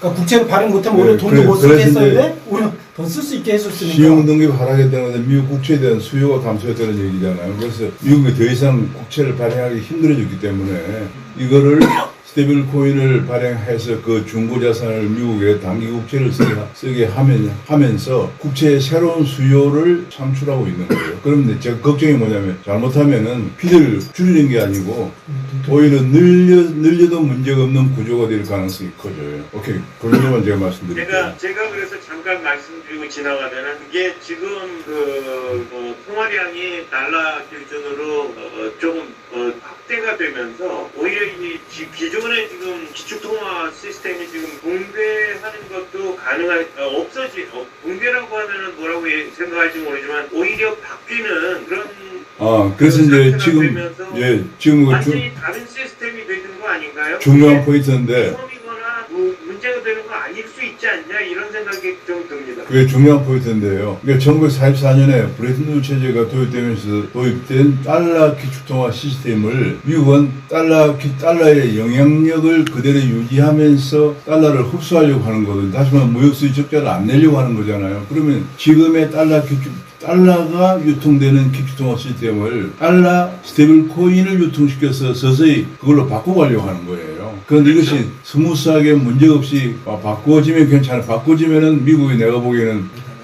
원화도 100년의 강대국을 유지하는데 만약에 그렇지 않을 경우에는 이게 큰 문제가 발생할 수가 있습니다. 그렇지 않을 경우가 있어요. 그렇지 않을 경우는 이제 어떤 경우가 생길까요? 만약에 달러 스테이블 코인을 달러 대신으로 많이 사용하게 되면은 제가 보기에는 그렇지 않을 경우는 별로 없을 것 같아요. 미국이 워낙 정말 이 아이디어가 기가 막힌 아이디어인데 무역 적자를 줄이면서 다시 말하면 달러를 흡수하면서 달러를 공급 안 하는 거죠. 그러면서 달러 기축통화 시스템을 미국의 영향력을 유지하는 것이 달러 스테이블 코인을 발행하는 그런 아이디어를 낸 거예요. 미국 이게 머리가 기가 막히다 볼 수 없어요. 패권을 근데 계속 적자가 유지하고 커지면 있어서. 국채에 대한 리스크가 올라가면서 이게 가격이 아니, 나중에 이제 그게 이제 우리나라도 마찬가지인데 우리나라 지금 사실은 국가 부채가 굉장히 많은데 원화 스테이블 코인을 발행할 때 중고 자산을 우리나라 국채를 쓸 경우에 국채 수요가 증가할 거잖아요. 그러면 우리나라도 자꾸 정부에서 빚 내는 거 국채 발행하는 거 별로 부담이 없네. 그래가지고 정부가 지금 이재명 정부가 하는 것처럼 팽창 재정 정책을 쓸 경우에 나중에 큰 문제가 생길 가능성이 있거든요. 그래서 그런 점을 우리가 그래서 나온 게 이제 그래 안 되기 위해서 엄격한 재정 준칙을 만들어서 그 준칙을 지키도록 해야 한다 그런 거죠. 네, 그 포인트만 말씀드릴게요. 예, 그다음 페이지 넘어가시죠. 그래서 이제 GSC 하나의 사례가 이제 2019년도에 페이스북이 하나의 그 리브라라고 하는 프로젝트를 추진하려고 했다가 이제 미국 의회에서 이제 반대를 한 바람에 이제 걷어들였는데 리브라는 이제 통화를 담보한 준비자산 바스켓을 통해 가지고 글로벌 결제 시스템을 DM이라는 그 이름으로 이제 출시를 하려고 하다가 이제 중단된 같은 상태인데 지금 이게 이제 다시 빅테크 기업들이 이제 스테이블 코인 발행하게 되면은 이와 같은 리브라와 같은 통화가 이제 유통될 스테이블 코인이라는 이름으로 유통될 수 있다. 네, 근데 거기서 한 가지 말씀드리면 지금 우리나라에 최근에 듣기에 이제 아까 말씀한 것처럼 막 금융위원회가 인가당국이 될 거라는 전망하에 막 계속 로비를 한다고 그래요. 지금 로비하면서 네이버가 지금 두나무를 인수한 이유가 뭐예요? 네이버가 앞으로 스테이블코인을 발행하려고 그런 거예요. 그러면 페이스북 절대 이겠다는 얘기예요. 그럼 뭡니까? 미국 의회에서 왜 리브라를 반대했느냐? 이거는 미국에 갖고 있는 미국 국채를 해소하는 게 아니고 달러를 대신 리브라가 달러 행세하겠다 그런 얘기가 됐거든요. 그래서 미국 의회에서 반대했는데 한국은 지금 만약에 네이버 두나무가 발행하는 스테이블 코인을 인정하게 되면은 바로 이런 문제가 생겨요. 그걸 제가 첨언했는데 그래서 지금 굉장히 이번 세미나가 굉장히 중요하고 12월 1일이기 때문에 중요하고 우리가 한국의 대응 방안 이런 거 얘기할 때 굉장히 중요합니다. 네. 넘어갈까요? 그다음 페이지. 현재는 이제 미국의 테더하고 서클이 이제 달러하고 연동되어가지고 이제 광범위하게 사용되고 있습니다. 그래서 테더가 한 60%, 서클이 30%도 이제 지네스법 때문에 이제 테더가 이제 미국의 본사를 두고 서클에 이제 앞으로 많이 이제 추월당하지 않을까 이제 그렇게 예상을 하고 있습니다. 다음 페이지. 그래서 지금 현재 글로벌 스테이블 코인이 등장함에 따라서 이제 관리해야 될 문제가 법적 명확성, 그 다음에 거버넌스 위험 관리, 금융의 유월성 보호와 이제 AML, CFT를 어떻게 이제 준수를 강화하느냐, 소비자 보호의 문제, 데이터의 프라이버시 문제, 시장의 무결성, 공정 경쟁, 지금까지는 그런데 앞에서 많이 이제 논의가 되어 있고, 그 다음에 이제 여기서 이제 제가 이제 더 강조하고 싶은 것은 이제 글로벌 스탠더드 스테이블 코인이 이제 발행 유통이 됐을 때 앞으로의 그 금융 안정성에 어떻게 영향을 미칠 것이냐. 거기에는 신용 위험, 만기 유동성 불일치의 위험, 운영 리스크, 앞에 문재인 교수님이 개발적인 리스크에 대해 설명하시다만 이제 거기에 GSP에 대한 뱅크런 문제, 준비자산 리스크 예상 문제, 이와 같은 문제에 대해서 지난 2주 전에 한국은행에서 이제 보고서를 120페이지 보고서를 발표를 했는데 국회 민병도 의원하고 이것을 반대하는 입장은 그에 대해 7가지에 대한 괴담이라고 하는 이름으로 반박 논리를 해서 또 발표를 하고 있다고 해서 상당히 지금 국회하고 한국은행하고 이 논쟁이 많이 벌어지고 있다고. 내가 보니까 지금 들어봐야 하면 민주당은 핀테크 업체들이 넘어갔더만 보니까 핀테크 업체들한테 잘 알지도 못한 사람들이 로비를 당해가지고 지금 우리나라 큰 문제가 생겼더라니까. 로비를 해서 거기에서 핀테크 업체 입장을 하고 있고 그래서 제가 들은 바에 하면 그게 지금 보통 문제가 아니에요. 우리가 잘못 요번에 12연일을 하면 완전히 한국은행의 입장을 대변하는 것 같이 잘못 비춰질 수가 있다고요. 그래서 우리가 지금 중립적인 우리는 한국은행도 아니고 빅테크도 아니고 빅테크 두나무도 아니다 하는 그 중립적인 입장이라는 걸 우리가 견지할 필요가 내가 있다. 그래서 마지막 사이에 마지막 세션을 이영원 교수님 계시죠? 예, 예. 얼마나 중요한지 알겠죠?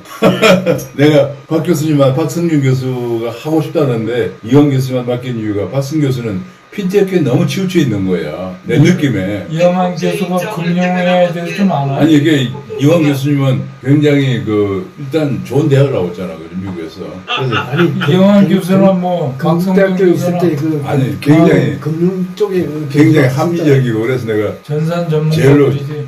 왜냐면 이게 IT도 알아야 되고 금융도 알아야 되고 통화도 알아야 돼. 그래서 역시 이영환 교수님 잘 좋은 대학을 알죠? 나온 통화, 사람이 금융은. 제일 좋은 것 같아요. 근데 네, 그다음 페이지로 넘겨주시면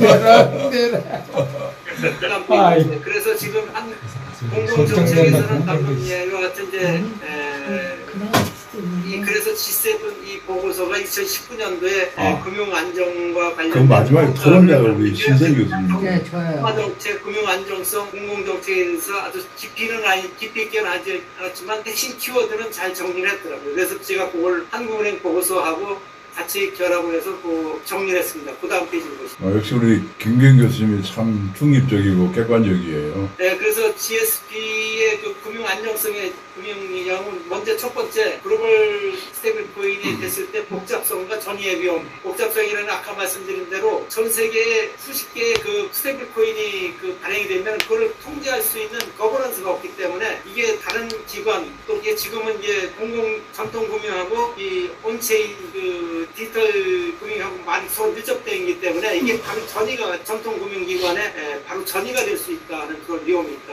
그렇게 되면 상당히 금융 시스템에 붕괴될 수 있다는 위험이 있고 그 다음에 이제 글로벌 스테이블 코인이 광범위한 금융권에 영향을 미칠 수가 있는데 이건 아까 말씀드린 대로 다수의 구성 요소가 복잡한 아까 그 스테이블 코인의 복잡한 생태계 시스템이기 때문에 이게 한 시스템만 봐가지고 그 기술만 봐가지고는 안 되고 그거를 종합적인 시스템의 안정성을 확보를 해야 이게 된다. 이게 그래 리스크가 발생하지 않는다. 그 다음에 또 하나의 문제는 이제 지금까지는 금융권에서는 이제 예금의 보호에 대한 달러의 체에 대한 은행의 신용위험이 있을 때는 금융중앙은행이 최후의 달러 금융 대부자의 기능 역할을 했는데 지금 이 스테이블 코인 예금도 아니고 그냥 결제용인데 그거를 담보로 해가지고 만일 코인런이 발생했을 때 그럼 누가 그거를 보장을 해주냐? 은행도 아니고 개인 발행자도 아니고 준비자산 없어지면 그냥 끝났는데 그걸 일반 소비자가 그러면 그거를 누가 담보를 그 시스템이 지금 없다 이거예요. 그래서 지금 그래서 아마 한국은행이라든가 세계 BI에 있어서 이 부분 때문에 BI에서도 상당히 부정적으로 보고 반대를 하는 입장이라고 이제 보고 있어요. 그 다음에 이제 GSB가 광범위하고 이제 만일 유통됐을 때 뱅크런이 발생했을 때 안전자산이라든가 자본이동과 이제 통화 대체의 문제가 발생했고 통화 정책과 얘도 영향을 미칠 수 있고 금리 시스템과 금융 중개 기능에도 영향을 미치고 환율 및 국제통화 시스템에도 영향을 미칠 수 있다. 예, 그 다음 페이지를 보시면. 근데 여기서 통화정책 전달이 뭐죠? 영어로 아마 딜리버리를 전달이라고 이렇게 보는 트랜스미션 메커니즘이라고. 예, 그 다음 페이지. 트랜스미션 메커니즘이요? 뭐를 트랜스미션 메커니즘? 전달.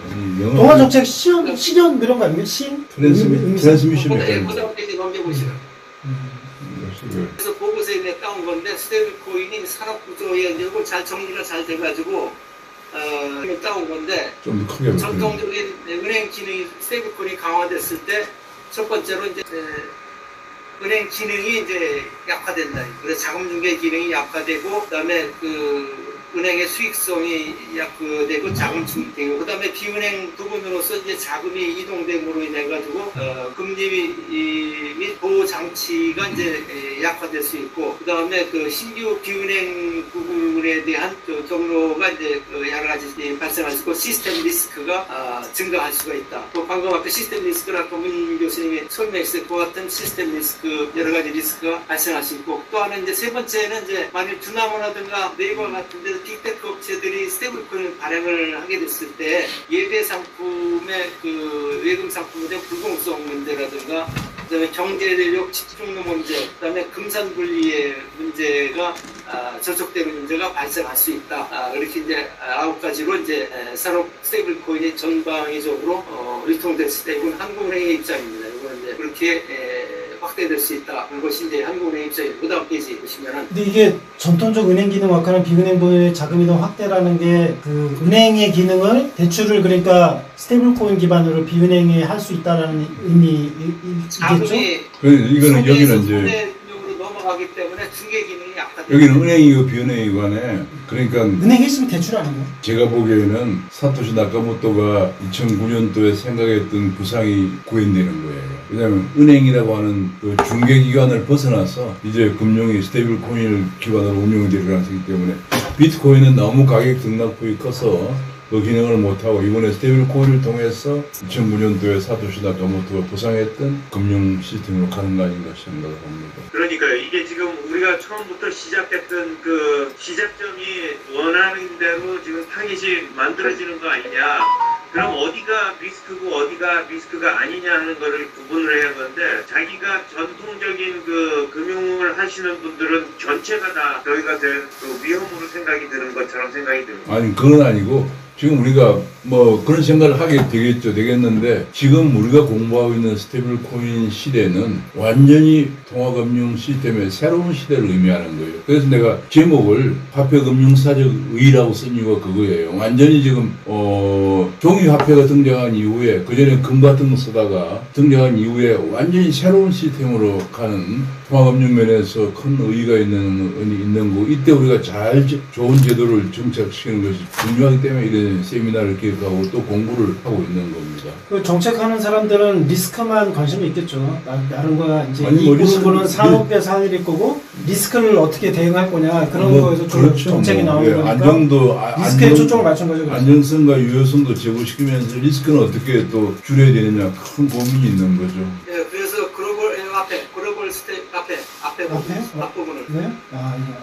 앞에 부분. 더 가요? 글로벌 스테이블 코인이 이제 안정성 다음 페이지고. 네? 예, 금융 리스크는 이제 네 가지 부분의 리스크가 발생할 수 있는데 하나는 코인런이 발생할 수 있고 두 번째는 이제 결제와 운영 리스크, 세 번째는 이제 외환 거래 및 자본의 유출입 리스크, 통화 정책의 유효성 리스크인데 이제 지금 한국은행에서 가장 반대하는 게 세 번째가 이제 자본 유출입, 자금이 해외로 스테이블 코인 지금 우리나라의 그 스테이블 코인을 통해서 불법 자금 유출되는 게 이제 한 60% 이상이 된다. 그래서 이제 해외화 자금 유출 문제를 컨트롤할 수 없다. 스테이블 코인. 그래서 이제 한국은행이 세 번째 리스크 때문에 가장 크게 반대를 하고 있는 그 이유 중에 하나인데 세 번째 우단 페이지로 가시죠. 그래서 이제 금리 및 그 금융 중개 기능에 그 미치는 영향인데 이거는 한국은행의 보고서에서 따온 건데 그래서 한국은행이 스테이블 코인을 할 때는 한국은행의 대처될 그 은행의 대처대상 소매 금융에서 도매 금융으로 넘어가기 때문에 자금 조달 비용이 늘어나가지고 그 앞에 이제 금리 리스크가 그 스테이블 코인이 그 유입됐을 때는 금리가 하락을 하고 자금이 빠져나가면 금리가 상승한다. 중개 기능하고 금리의 기능 영향을 미쳐서 그 금리 채널과 이제 그 금융 중개 기능이 있기 때문에 한국은행이 컨트롤할 수 없는 영향으로 이제 하게 된다. 그래서 한국은행이 이제 반대를 한다. 그런 논의를 피고 있는 거예요. 네? 그다음 한국은행 보고서 띄워줬어? 자료에 빨간 데 있어요. 회장님이 예전에 올리셨잖아요. 그 자료 말씀하시는 자료를 회장님. 발견했어요. 그 자료야 다른 자료? 네, 그 자료예요. 내가 올리는 자료를 참고했어요.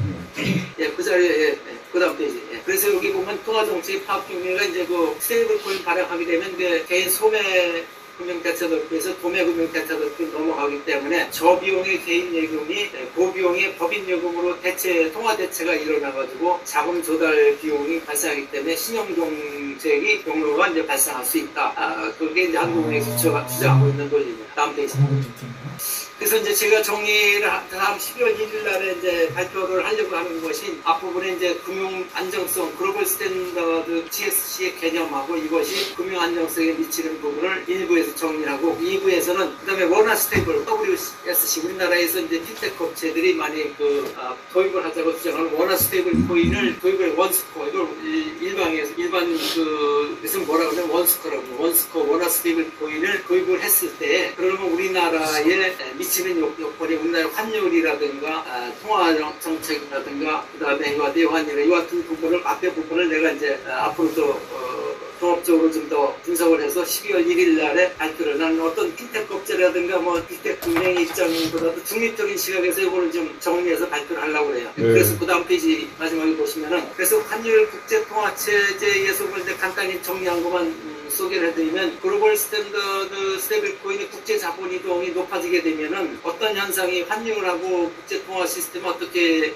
민감하게 반응할 수 있게 되는데 그것이 첫 번째는 이제 결제 수단으로서 환율이라는 것을 하나의 지금 가격의 기능을 합니다. 환율이 평가 절하가 되면 지금 미국의 달러 가치 이제 달러 가치가 미국이 하락하게 되면 이것을 수출 가격이 하락을 해서 수출이 늘어나고 우리나라 원화가 평가 절하되면 수출이 늘어나는 것 마찬가지. 이와 같은 환율이 가격 조절 기능을 하게 되는데 만약 국제무역 결제에서 글로벌 스탠더드가 국제 결제 수단으로 광범위하게 회계 단위로 사용된다고 하면은 기존의 달러의 그 통화 가격 책정 기능이 무역 거래에서 변화가 발생을 해가지고 어떤 환율 변동이 무역에 미치는 영향이 감소해가지고 환율의 자동 조절 기능이 환율이 변동해서 경상수지 적자나 흑자를 조절하는 이 같은 기능이 약화될 수 있다 하는 것이 이제 첫 번째 주장이고 두 번째는 이제 통화 대체가 발생합니다. 지금 이제 아까 말씀드린 국내 통화보다는 달러 미국의 이제 중남미 같은 경우는 달러리제이션 자국 통화보다는 이제 달러를 더 많이 사용하는 달러리제이션을 사용하기 때문에 지금 우리나라에서 뭐 하게 되면 우리나라 원스코보다는 이 서클이라든가 패더가 더 많이 유통돼요. 지금 이제 우리나라 원스코 주장하는 사람들은 자국의 통화 주권을 지키기 위해서 패더와 서클의 경쟁을 하기 위해서 빨리 이거를 원스코를 입법해서 이제 발행을 해야 된다 이렇게 하는데 실제는 이게 패더하고 서클하고 원스코하고 많이 동시에 국내에 유통됐을 때 어디가 어떻게 이게 원스코가 살아남을지 그거는 아직 모르는 거죠. 지금 현재로서 이제 지금 우리나라는 그런데 만약 중남미와 동남아 같은 데는 대부분 달러화제이션으로 급속히 변화가 될 것이다. 그다음에 이제 GSB가 이제 전 세계적으로 널리 쓰이게 되면 통화 질서에도 이제 많이 영향을 미쳐서 아까 말씀드린 대로 지금 현재 미국의 트럼프가 국채를 달러에 대한 국채 수요가 없으니까 달러를 담보로 해서 그 스테이블코인을 발행을 해서 이제 일시적으로 이제 미국의 달러 패권을 이제 유지시키려고 하는 그런 목적을 갖고 있는데 이것이 미국뿐만 아니라 우리나라뿐만 아니라 전 세계적으로 이제 스테이블코인이 유통이 됐을 때 달러의 기축통화가 만약 이게 지속될 수 있을 것이냐 그거는 이제 상당히 어떻게 아직 아무도 예측할 수 없는 거죠. 그런 거버넌스 시스템이라든가 같은데 그래서 이제 지금 BIS라든가 중앙은행에서 이제 CBDC를 발행을 하려고 이제 추진을 했었는데 트럼프가 이제 그걸 반대를 하는 바람에 지금 CBDC는 다 들어가고 이제 스테이블코인이 지금 이제 하나의 대체로 이제 들어가고 있는데 중국은 아직까지도 CBDC를 지금 보수를 하고 있고 그다음에 미국은 이제 CBDC를 폐기하고 테더라든가 스테이블코인 쪽으로 이제 지니어스법으로 통과해가지고 이제 가는데 이거는 이제 더 두고 봐야 될 것 같아요. 한 4년 지나고 나서 트럼프까지 지나고 나서 그것이 테더라든가 스테이블코인이 정착이 될 수 있느냐. 지금 현재는 이제 트럼프가 대통령 초기에 강력히 이제 드라이브를 걸기 때문에 이제 유지가 되지만 만약 다음 트럼프 이 다음에 대통령이 또 어떤 포지션을 취하느냐에 따라서 또 이게 변화될 수 있기 때문에 그래서 금융 시스템은 좀 관망되지는 혼란기가 올 수도 있다. 다른 BIS 그런 것 같아요. 그래서 저는 저도 좀 국내 시각을 좀 탈피해서 그룹의 국제통화 시스템에서 좀 중립적인 입장에서 좀 발표를 하려고 지금 준비를 하고 있습니다. 예, 이상입니다. 네, 수고했습니다.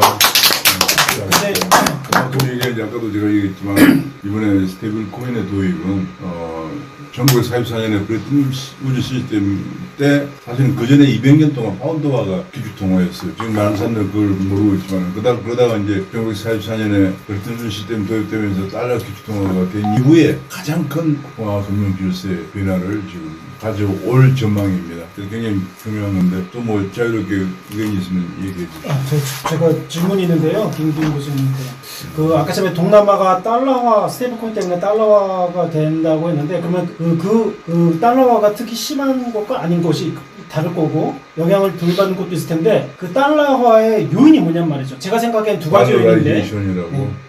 두 가지 요인인데 첫째는 이제 물가가 빨리 인상되면 달러는 그렇게 물가가 빨리 인상 안 되기 때문에 물가에 손해를 보지 않기 위해서 이제 스테이블 코인으로 바꿔가는 수가 있을 거고, 그 다음에 환율이 바뀌는 문제 때문에 가령 이제 무역 적자다 그러면은 이제 달러의 가치가 올라가니까 달러를 보관하는 게 이득이 될 거거든요. 그래서 두 가지 요인 때문이 아니냐, 그거 말고 또 다른 요인이 있겠냐는 거죠. 그래서 우리나라 같은 경우는 물가가 이제 좀 안정적인 것 같고, 그 다음에 무역도 흑자잖아요. 그러니까 근데 왜 환율이 올라가는지 모르겠지만 어쨌든 그런 거를 고려해서 좀 평가를 해봐야 되지 않냐라는 생각인데 어떠신가요? 예, 지금 이제 동남아 같은 나라들은 자국의 통화가 이제 인플레이션 때문에 가치가 없기 그렇죠. 때문에 인플레이션 크죠. 동남아에서는 우리나라 원화를 줘도 자기네들이 갖고 있으면 상당한데 우리나라 원화보다도 가치가 떨어지니까 원화를 사용하고, 거기다 이제 달러를 갖고 있으면 더 안전한 가치 저장 수단이 되기 때문에 달러 스테이블 코인을 좀 더 많이 선호해서 사용을 하려고 하고 있죠. 그래서 이제 일종의 달러화이제이션이 발생하게 되는 거죠. 근데 우리나라 왜 이렇게 환율이 오르는 거죠? 우리 흑자잖아요. 왜 그렇게? 최근에 환율이 올라가는 거는 이제 미국에 1,500까지 200억 달러씩 이제 투자를 해야 되니까 그 자금 조달 때문에 환율이 올라가고 있는데, 제가 볼 때는 한 1,500원 이상은 이제 앞으로 올라가리라는 생각이 되거든요. 제가 그 내용을 잠깐 들었었는데요. 그 미국의 금리가 한국보다 높잖아요. 그래서 국내 은행들이, 아니 기업들이 달러를 한국 원화로 환전을 안 한대요. 지금 이제 그거 중요한 건데, 다음 주에 하는 북콘서트 때 달러 이후의 세계라는 게 굉장히 중요해요. 하버드의 케네스 로고프가 쓴 책인데, 케네스 로고프는 뭐 워낙 유명한 경제학자고 IMF 이코노미스트, 수석 이코노미스트를 지내고 아마 굉장히 유명한, 그 사람이 쓴 책이 2008년도에 글로벌 금융위기가 발생하자 하면서 바로 나온 책이 This time is different. 이번엔 다르다. 이번엔 이런 것들이 나올 만큼 새로운 세계가 올 거다 하는 그 전망한 유명한 사람인데, 이번에 이제 달러 이후의 세계라는 게 지금 바로 이 얘기를 하고 있는 거예요. 달러만 가지고는 이제 미국의 100년을 더 이상 연장하기 힘들다. 뭘 해야 되느냐. 이제 그런 걱정을 하면서 나온 책이기 때문에 다음 주에 발질 누가 하시죠? 김덕태 원장님. 그러니까 그거를 얘기해야 되는데, 지금 이제 그 회장님이 저번에 올린, 이번에도 김기훈 교수님이 참고를 하셨는데, 한국은행에서 11월인가 10월 달에, 이번 달인가 저번 달에 한 자료가 괜찮아요. 120페이지나 돼요, 내용이. 근데 많이 총망라돼 있는 것 같아요. 우리 단톡방에 올려놨어요. 네, 그리고 자본시장연구원에 있는 자료도 꽤 구체적이고 있고 괜찮은 것 같아요. 그래서 그거를 다른 누가 이제 발제하시면 좋고, 아니면 제가 하기도 하고요. 그래서 두 개가 있고 하나가 더 있는데, 그거는 22년 거 한국은행 거 있더라고요. 그래서 어떻게 생각하면 우리가 이번에 세미나 하는데 주제별로 다 돼 있잖아요. 그래서 이거를 다시 원고로 잘 정리하면 좋은 책이 될 수도 있어요. 그래서 나 생각에 내용이 좋으면 책은 안 팔릴지 모르겠지만, 우리 학회에 세계 화폐 금융사 바뀌는 기념비적인 그런 계기에 학교 이름으로 책을 하나 내는 것도 좋겠다 싶은 생각을 갖고 있습니다. 그래서 어쨌든 그 두 개나 세 개 발자취는 없으면 제가 하고요. 다른 분이 하면은 이제 그분이 하시고요. 그 다음에 그동안 이제 이슈들 있잖아요. 이슈를 좀 모아서 이렇게 돌아가면서 얘기를 했으면 좋겠거든요. 이제 우리가 좀 더 같이 토론을 해야 될 이슈들, 그동안 논문에서 봤던 거에서 조금 미진했던 거나 좀 구체적으로 좀 정리해보고 싶은 것들, 그런 거 가지고 각자 조금 정리해온 거 가지고 뭐 질문해도 좋고 제가 설명해도 좋고 다음 주에 좋겠죠? 이영환 교수 전반부를 발제하고 김덕태 원장이 후반 발제하는데, 이게 오늘 우리가 지금 공부하고 있는 거와 아주 관련된 깊고 근데 이제 노부고 책을 대충 일별해 보니까 이 양반은 스테이블 코인을 한 챕터만 얘기하고 있고, 나머지는 지금 전체적으로 달러 시스템은 어렵다. 이게 옛날에 제가 아까 강조했지만 킨델버그 세계 강대국 흥망사 아주 유사한 거예요. 강대국 흥망사가, 그 사람은 포르투갈, 스페인, 그 다음에 이제 뭐 네덜란드, 영국, 미국으로 넘어왔는데, 영국이 1750년경에 400명이 일어났기 때문에 200년을 갖고 나머지는 100년을 갔다는 거지. 미국이 지금 1944년 따지면 91년째지, 90년인가? 90년째인데 미국이 다시 100년을 갈 수 있느냐 하는 것이 이 스테이블 코인의 성공 여부에 달려있다고 해도 과언이 아니에요. 굉장히 중요한 거고, 만약에 미국이 성공을 못하면 더 큰 문제는 한국은 어떻게 될 것이냐는 문제거든요. 왜냐하면 중국에 의존할 수도 없고 중국 의존하면 공산주의 국가로 가는 근데 거고. 미국의 스테이블 코인 성공이라는 게 무슨 말이에요? 그게 뭐냐면 바로 그게 미국이 아까도 얘기했지만 미국이 94년에 이제 달러 교통화 시스템이 도입되면서 달러를 공급을 많이 해야만이 국제 경제가 돌아가잖아요. 근데 달러를 공급하는 방식이 뭐냐? 미국에서 무역수입 적자를 내줘야 돼. 적자를 내서 해외 물건을 사들이면 달러를 공급하는 시스템이었거든. 그 시스템에 한계가 있다는 걸 벌써 우리 브레튼 시스템이 도입되자마자 몇 년 안 지나서 예일대학의 트리핀이라는 교수가 지적을 했어요. 그래서 왜냐하면 미국에서 달러를 공급을 안 하면은 전 세계적으로 금융 경색이 와서 경제가 안 돌아가고 달러를 많이 공급하면 미국의 무역 적자가 많이 나서 미국 경제가 어려워진다. 그건 딜레마가 있다. 그래서 그걸 얘기하면서 트리핀의 딜레마라고 그래요. 트리핀 딜레마를 얘기했는데 그게 지금은 이제 한계에 봉착한 거예요. 왜냐면 작년에 미국의 무역 적자가 9천억 달러까지 나게 되면서 계속적으로 90년 동안 무역 적자를 내기 때문에 미국에서 무역 적자를 해도 잘 나가는 회사는 구글이나 애플 같은 IT 업체들 고학력 백인 노동자가 있는 데고 미국에 저학력 백인 노동자가 있던 제조가 다 망해버렸어. 오죽하면 군함도 건조가 안 돼. 수리도 안 돼. 그 정도 되기 때문에 이제 100년 미국이 한계에 봉착했는데 그래서 이제 이걸 만약에 그래서 이제 관세를 부과하기 시작했는데 달러를 걷어들이면은 더 안 내보내면은 국제금융시장에 돈이 안 돌아도 경색이 될 거 아니야. 그것을 메꿔주는 게 스테이블 코인이야. 달러 스테이블 코인. 그래서 이게 굉장히 중요한 건데 만약에 달러가 많이 돌아다니는데 달러 대신에 달러 스테이블 코인으로 스무스하게 대체가 이루어지면 미국은 도널드 평년단을 갈 거로 보고. 회장님, 그러면은 미국의 무역 적자가 더 이상 늘어나지 않는 상태에서 부채는 늘어나더라도 상관은 없을 거 아니에요. 스테이블 코인을 계속 발행시키고 없는데 그죠? 지금 바로 그건데 미국 국채에 수요가 새로운 수요처가 생기는 거잖아. 어마어마한 수요처가 생기는 건데 그러면 미국에서 재정을 방만하게 운용할 수도 있기 때문에 재정 근데 그거는 생산적인 데 투자하면 또 오히려 좋은 거잖아요. 미국의 경제에도. 허투루 쓰지 않고. 허투루 정치인들은 다 허투루 쓸 유혹에 빠지게 되거든. 트럼프는 허투루 쓰진 않는 거예요. 막 그래서 그런 것도 있는데 제일 중요한 것은 미국이 달러 지금처럼 무역 적자를 해서 달러를 공급해서 세계 경제가 돌아가게 가게 하는 시스템 없어서 미국 경제가 지탱하기에는 한계에 온 거예요. 그게 한계에 온 거고 지금 그걸 대신할 게 스테이블 코인. 달러는 많이 공급하려고 미국도 무역 흑자를 내려고 하고 그러면 세계 국제금융시장의 유동성 공급을 어떻게 하느냐고 달러 스테이블 코인으로 하겠다. 그런 것 때문에 만약 이게 이 성공 여부가 미국에 런던 100년을 갈 거냐, 그 다음에 한국이 계속 대미 의존을 하면서 성공하는 국가로 갈 거냐, 아니면 대중국 종속 국가로 갈 거냐 또 달려있는 거고.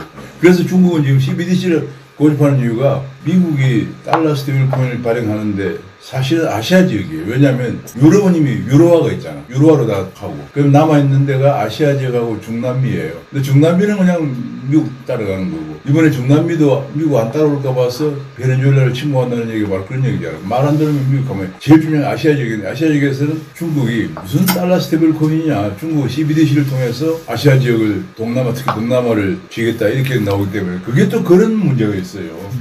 그래서 지금 중국은 달러 스테이블 코인을 중국 내에 통용 안 시키려고 CBDC를 위안화 CBDC를 강조하고 미국은 아시아 지역도 달러 스테이블 코인에 들어와라. 그러면 한국의 선택이 또 중요해. 이게 이번에 이 공부가 굉장히 흥미진진한 공부고요. 앞으로 우리 후손들에게도 큰 영향을 미치는 중요한 공부이기 때문에 우리 전부 개인 이름이 나오는 좋은 책을 하나 남기는 것도 좋아요. 네.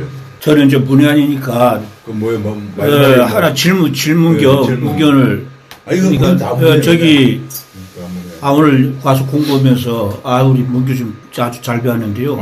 저는 금융은 정책적으로 전공이죠. GS코 그러니까 글로벌 스테이블 코인 그다음 원스코 우리 원화 스테이블 코인 이 용어만 알아도 좋은데 약자가 좋아요. 야 그러면 원스코 저기 USDC는 1달러 대 1인데 그리고 원스코는 뭔가 1원대 1 해야 될까 아니면은 우리가 한미 동맹해가지고 자유시장에서 우리가 같이 죽고 같이 살아야 되는데 그렇다면 우리도 미국 국채를 우리 원스코에서 우리도 1대1 달러다 그렇게 발행을 해야만이 좋을 거 아니겠는가? 그건 바람직하지가 않아요. 그건 안 되는 거죠. 왜냐면 아, 그건 안 되는 거예요? 안 되죠. 왜냐면 경제하는 거나 마찬가지. 미국 경제가 우리하고 워낙 경제가 아니 어차피 통화 정책에는 달러라고 하는 것이 기축 통화라고 하면은 아. 아니 이것도 스테이블 코인도 기축이라고 한다고 하면은 그러면 일본은 1개가 1년이고 우리는 1개가 1원이고 그렇죠. 그렇게 근데 그거 이제 그거 말고는 안 되는가. 아니, 그래서 좋은 지역에 이번 기회에 달러 스테이블 코인 그래서 나는 우리 대한민국도 USDT, USDC 같이 대한민국도 국채가 있을 거잖아요. 지금 엄청나게 그렇죠. 대한민국도 국채로만 이제 할 수가 있게 하는 것이 되는 거지. 아니, 신경 박사님 의견이 전혀 무리가 있는 건 아니고요. 그것이 이제 유로화 탄생의 배경인데 1971년에 이제 처음에 이제 달러가 처음에 1944년 탄생할 때는 환율이 고정되어 있었어요. 1달러당 몇 원쓰지, 몇 원세 가지고 고정되어 있었는데 1971년에 그 환율을 고정된 거를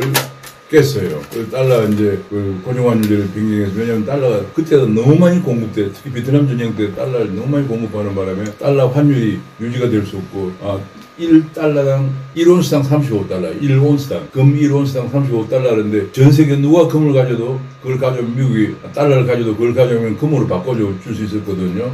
그랬는데 1971년에 미국에 더 이상 달러가 너무 많이 공급돼서 35달러를 갖고 와도 금을 바꿔줄 수가 없는 시대에 도달해서 닉슨 대통령이 1971년에 금태환 정기를 선언했습니다. 그 바람에 그때부터 환율이 변동환율제로 바뀌었는데 그때 유럽에서 1971년에 유럽의 정상들이 모여서 우리는 어떻게 할 거냐 각 나라별로 놀 거냐 아니면 뭉쳐서 갈 거냐 하다가 그것이 20년간 논의했어요. 20년간 논의를 한 끝에 달러를 개혁해서 유럽은 이제 달러가 이제는 한계를 보이니까 유럽끼리 뭉치자 이래서 나온 게 유로화예요. 그 유로가 90년에 탄생했는데 딱 20년 동안 논의한 건데 그게 제일 문제가 뭐냐면 독일 같은 강대국이 있고 가나안, 그리스나 포르투갈 같은 나라가 있잖아요. 근데 어느 나라에 주로 기준을 맞출 거냐 생각하다가 물가라든지 이런 걸 유로화를 발행하는데 결국은 강대국들이 경제를 잘 이끌어가니까 그게 맞췄잖아. 그러니까 뭡니까? 약소국들이 위기가 오면 그게 2008년 그게 2008년이 아니고 뭐 2011년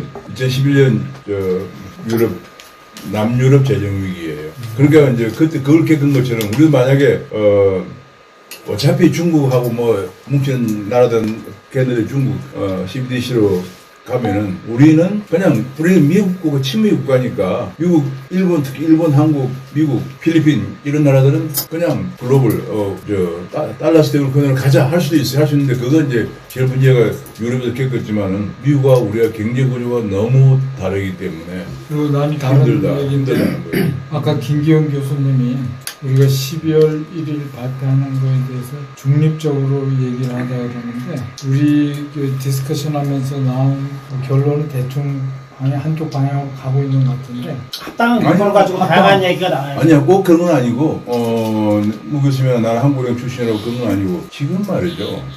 만약에 네이버가 스테이블 코인을 발행한다고 합시다. 네이버는 분명히 도전할 거예요. 두나물 인수한 배경인 거거든. 그럴 때 네이버가 우리나라 중앙은행이 되는 거예요. 그냥 새로운 시대에. 그걸 네이버가 주조 차익이라는 엄청난 이익을 가져가는 거거든. 그걸 국민들이 받을 수 있겠냐. 그 다음 또 한 가지는 네이버라는 것은 국가 통화정책이나 환율정책이나 금융정책 생각할 수 있는 그런 집단이냐. 그게 아니란 말이야. 근데 이제 현실적으로 볼 때 네이버가 하겠다는 것을 막을 수 있는 그런 여건이 되겠느냐. 정치역학적으로. 그래서 이제 우리가 학회를 해서 그래서 중요한 거예요. 그래서 학회에서 이제 일방적인 이익을 보지 않도록 규제를 우리가 생각할 때는 우리나라에서 어떤 방향으로 하는 게 맞적하다. 그것만 생각하면 돼요. 그래서 그 방향에 강조를 두면서 얘기를 일관성 있게 해야 그렇죠. 된다. 그것이 얘기고 지금 이제 그렇다고 난 또 한국은행 우리가 나도 한국은행을 떠났어. 다녔지만 한국은행만 의견만 존중하는 거예요. 한국은행은 사실 지금 스테이블 코인조차도 거부하고 있어요. 약간 아까 봤잖아. CBDC 하려고 아니 CBDC도 지금 중단했지만은 미국 정부 중단시키는 마당에 뭐 한국 지가 찌불렀다고 뭐 어림도 없는데 문제는 한국은행은 스테이블 코인을 발행하는데 약간 그러면 한국은행의 위상이 약화되거든. 근데 KB국민은행이 발행했다 그래봐. 사실 한국은행 기능의 절반은 KB국민을 넘어가는 거예요. 근데 뭐 우리가 이제 한국은행 위상 약화를 위해서 특정 방향으로 얘기할 필요는 없을 것 같고. 아니. 우리나라 발전을 위해서 어떤 그럼. 방향으로 하는 게 나는 중요한 거는 그래서 제가 이제 이것만 하고 말을 마칠게요. 아니 이게 중요한 얘기예요. 그래서 우리가 발행자의 자격을 제한하는 부분 그 부분을 강조를 늘 해야 되겠다. 안 하면은 그 부분은 자유은행 결국 시대가 오는 금융 거예요. 안전성을 저해하지 않도록 하는 그 거고. 요건이 중요하죠. 요건이 뭐냐. 그렇죠. 아니, 요건만 갖고 안 돼. 영국이 옛날에 아까 얘기했지만 역사적 사례로 1800 몇 년에 영란은 타생전에 약 200년 정도, 100년 정도 자유은행 시대가 요건을 정했더니 그 요건만 은행은 다 발행하는 거야. 아니 그래서 우리가 옛날 과거 역사에 뭐 프리뱅킹 시대에 그런 부작용이 있었다 하면 설득력이 있을까? 그걸 이제 공부해서 공부한 사람은 뭐 그럴 수 있다 공부해서 하지만 이제 안 그런 사람은 뭐 옛날에 그랬다고 이러느냐 이렇게 생각을 많이 할 거라고. 그렇죠. 네? 그래서 그럼 어떻게 우리가 얘기해야 청중들 또 일반 독자들도 설득력 있게 전달할 수 있는 키워드가 뭐겠느냐 이걸 우리가 생각을 새로운 너무 시대가 뭐 온다. 이것저것 쫙 해봐면 사람도 듣고 뭐 그중에 n분의 1이다 이렇게 생각하지 시리어스하게 생각을 안 해요. 새로운 시대가 오는데 그 강조를 옛날에 해야 영국처럼 대화 혼란을 겪어서는 안 되겠다. 그렇지. 근데 궁금하겠는데요. 시스템을 안정적으로 유럽에서는 자국 통화가 없는 거예요? 밥 먹으러 가면 어때? 아니 자국 통화가 있는 거예요, 없는 거예요? 없지. 없어요? 유로와 그럼 통화 정책이라는 게 없는 거 아니에요? 그러면 있잖아요. 각 나라는 통화 정책을 못 쓰는 거 아니에요? 없지. 그럼 그것도 괜찮은 거 아니에요? 그래서 아까 얘기했지만 그럴 수도 있는 거네요, 그럼. 2011년에 남유럽 재정이 왔을 때 원인을 남유럽에 돈을 너무 방만하게 썼다. 예컨대 그리스 같은 데는 연금을 주잖아.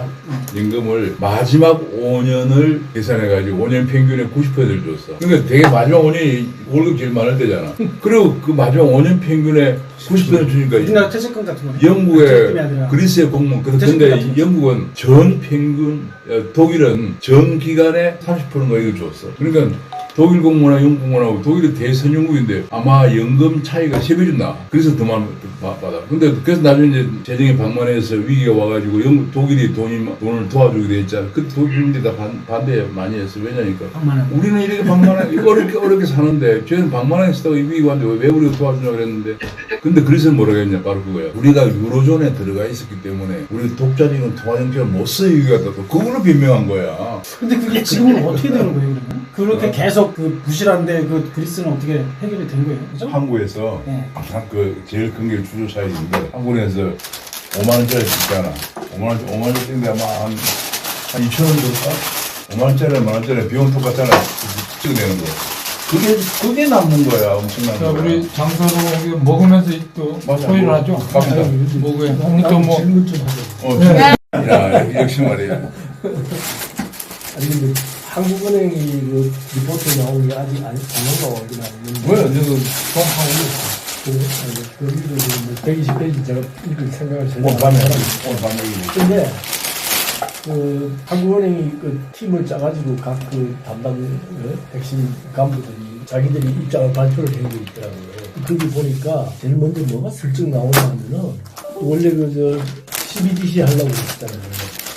그 이름이 뭐더라? 무슨 강자가 붙었던데? 한강인가? 한강 프로젝트. 네, 그거를 완전히 버리지 않겠다는 그런 뉘앙스가 약간 난 느낌을 받아요. 그게 지금 나중에 포기 안 맞아요. 했어. 어떻게든 그걸 살리려고 하는 거예요. 어떻게 생각하면 좀 오랫동안 연구했던 게 너무 아깝지. 아까운데 문제는 이것이 지금 미중 간의 쟁패이기 그렇지. 때문에 네, 이거는 뭐 우리가 충분히 따라갈 수는 없잖아. 그러니까 그래서 그것도 있고 그다음에 지금 종료하겠습니다. 네, 지금부터는 이제 우리 그냥 삽시간 얘기하고 다 끄세요. 다 끄시고 왜냐면 내가 그